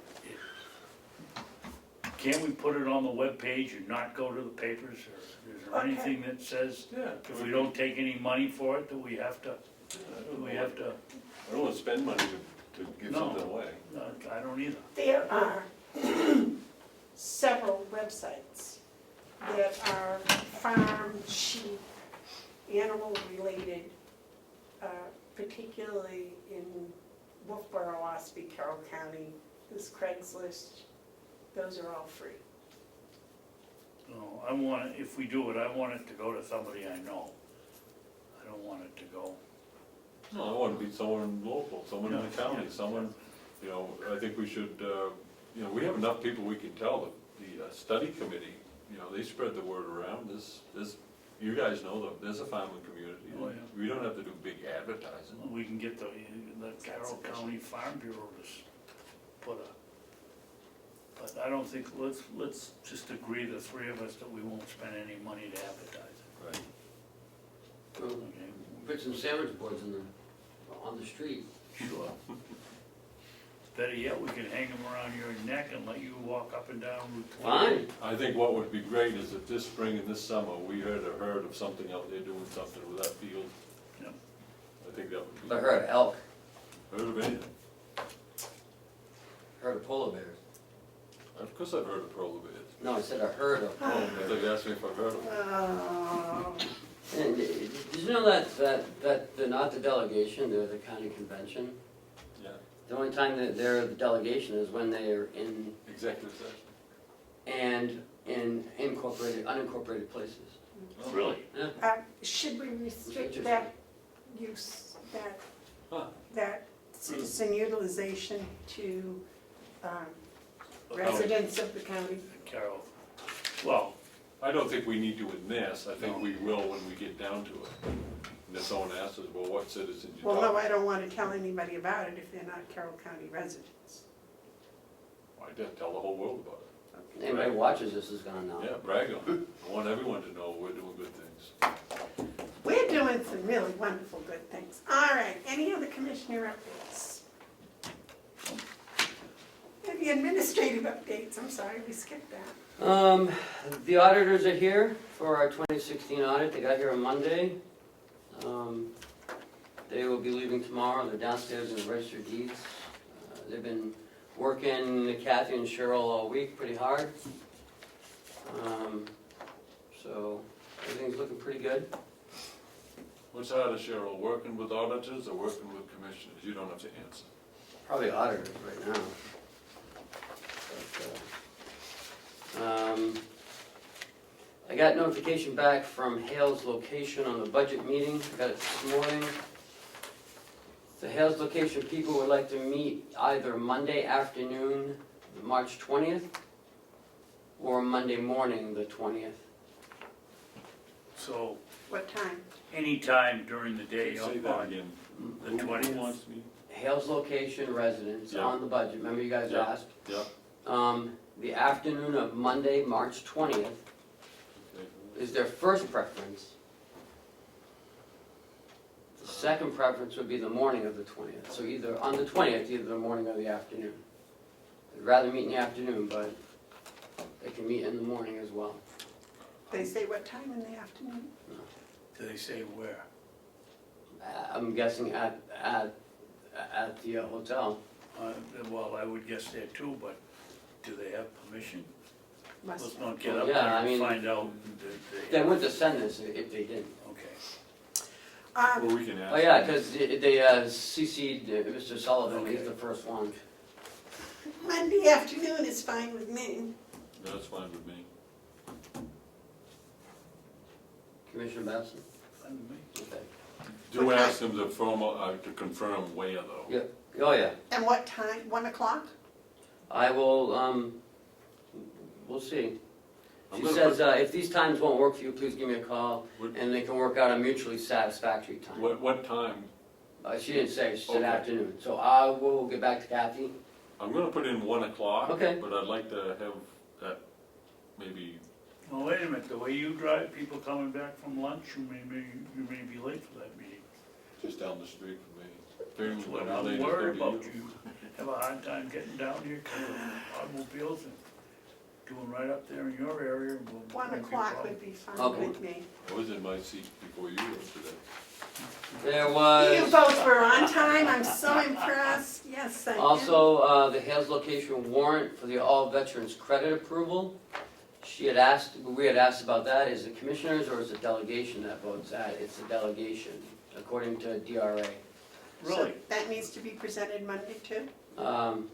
Well, we have to present it with the budget, so if we're meeting with them on the 20th, we should hold off on Hales. Give them the preliminary budget that we have, give it to them on Monday, but tell them that we're having a budget meeting on the 20th, and we would rather wait until the end for them to approve that. And the warrant article will wait until we do the budget? Yeah, We should actually notify the delegation of this meeting. The one that we're gonna have in Hales. Because it's a public meeting and they no, make, it's what not. do you mean it's It's not? not an incorporated place, there's no requirements to, And anytime the three of us meet, it's a public meeting. yes. So it's a Well- public meeting. It's a public meeting. The commission is a meeting in public at Hale's location for the purpose of doing our duties as a selectman. That's a public meeting. Okay, And so we should notify the delegation because they have a vested interest Okay. in what might yeah, happen. all right. Ken, did you get that, You can notify them through the chair. did you get that from the lawyer that the delegation has to approve it? Oh, we got it from DRA. Do you have any idea why?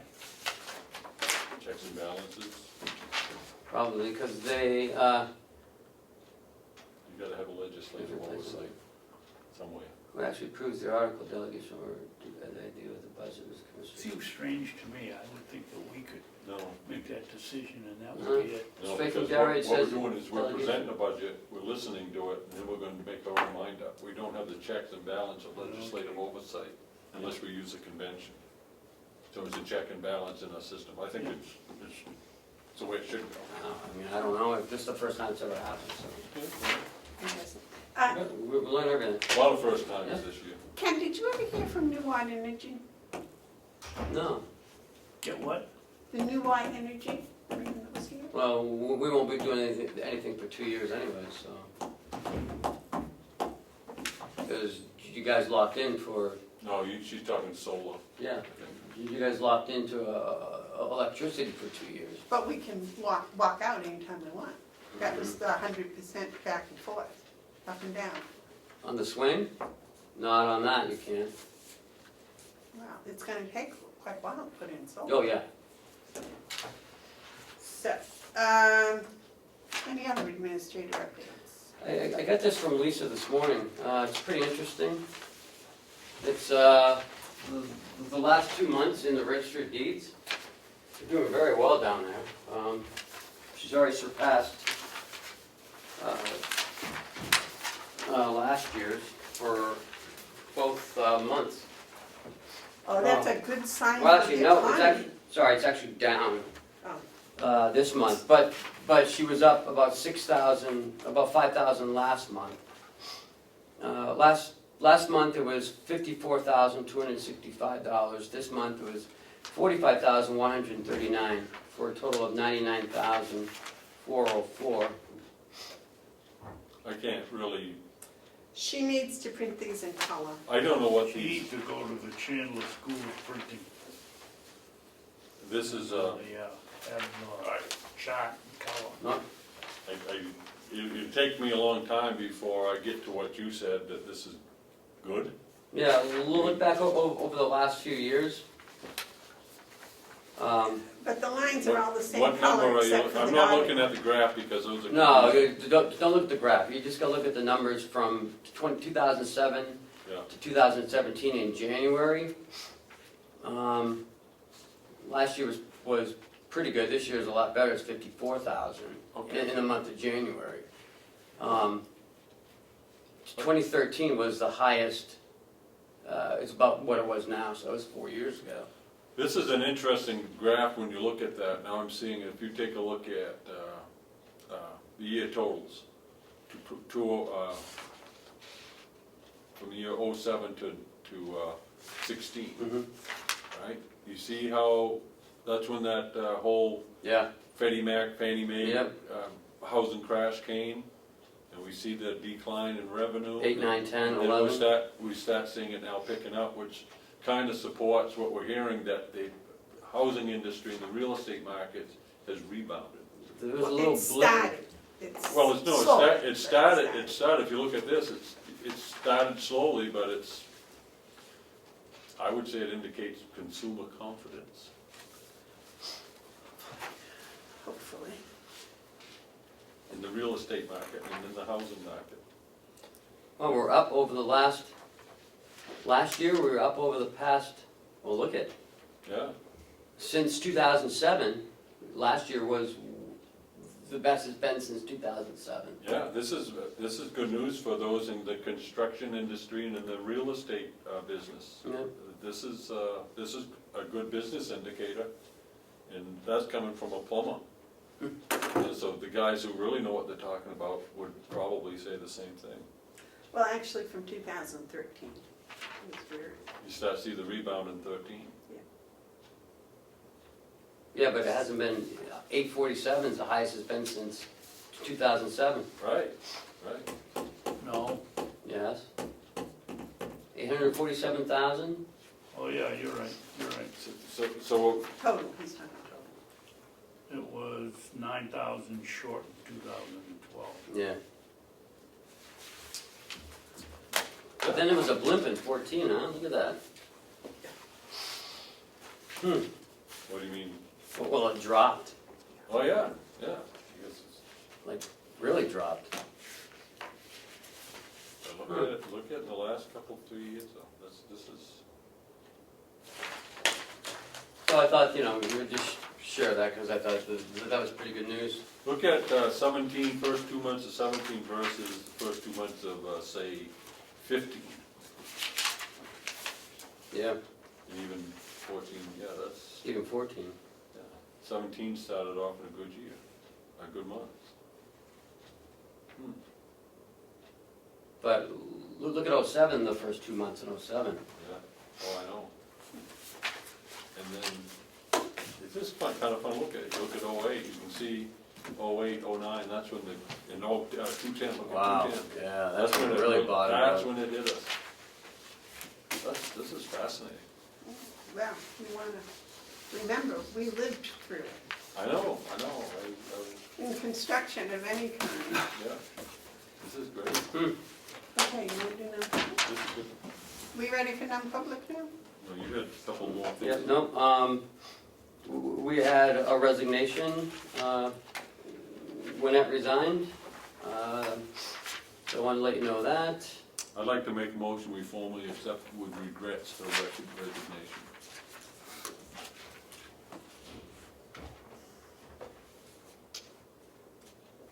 Was it addressed to us? Yes, I got all it. of us. Yeah. Did you get an email? No, I'll second it, yes, but I can't remember what it was. I remember the context, but I don't remember who it was addressed to. she sent it to us, so I think it was to us, but, And Ken, I think. yeah, and I think especially at a department head level, that we should take formal votes on accepting these resignations. But in this case, I do wanna put in the words with regrets. Well, she was terminated yesterday. She wasn't terminated. No, she resigned. She resigned. Her period of employment was terminated If we're gonna yesterday. talk, we need to go Our non-public. non-public said- You wanna go into non-public to talk about it further? Non-public, Madam Chairman. You don't wanna? Which I'm happy to make a motion if you want to, unless that's one of our sessions. It is. So why don't we hold off any further conversation on this? And I'll Well, because withdraw I'd my like to motion. make it- I'll withdraw my motion at this time. Uh, You won't withdraw your second? No, I think you have a good idea, and we should write her, tell her we accept her resignation with regret, and, thank you for working for us, and then we can go into the non-public session if we Maybe, have to. Okay, all maybe right. include an exit interview in that letter. Let's do that in non-public. Non-public. This is just to thank her for serving us, she worked hours there. And everything else that goes on beyond that is different. We want to acknowledge that she's been here, we accept her resignation with regrets, period to this motion, and then we can go in non-public and talk about, but she's resigned, we have to accept that resignation So, with yes. regrets. The motion has been made. Cheryl's wondering what the motion is. So you're not withdrawing the motion? No, I'm not, I'm sorry. The motion has been made And I'm to, seconding, second. and seconded to accept Lynette's resignation with regrets and appreciation for all the hours that she has worked for us. I don't mind if you want to put in with appreciation. Well, no, he said, With appreciation for the good job she did, you don't need to put in about the hours. okay, For a job well done. for appreciation for a job well done. Any discussion? I think that this also ought to be in the form of a letter that we can sign that she can take with her. Is that part of the motion? Uh, No, it doesn't need to. It doesn't really be part of the motion, I'm just saying that would be a good thing for us to do. Okay. Is there any other discussion? All those in favor say aye. Aye. Aye. Those opposed? Okay. Anything else, Ken? No, sir, that's it. And I'll make a motion, we go into non-public sessions, 1 and 2, on the RSA 91A, period 3, paragraph 2, parentheses C, matters which if discussed in public would likely affect adversely the reputation of any person other than a member of the body or the agency itself.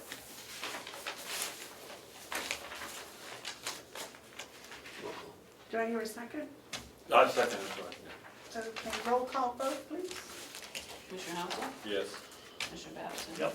Commissioner Bevard? Yes.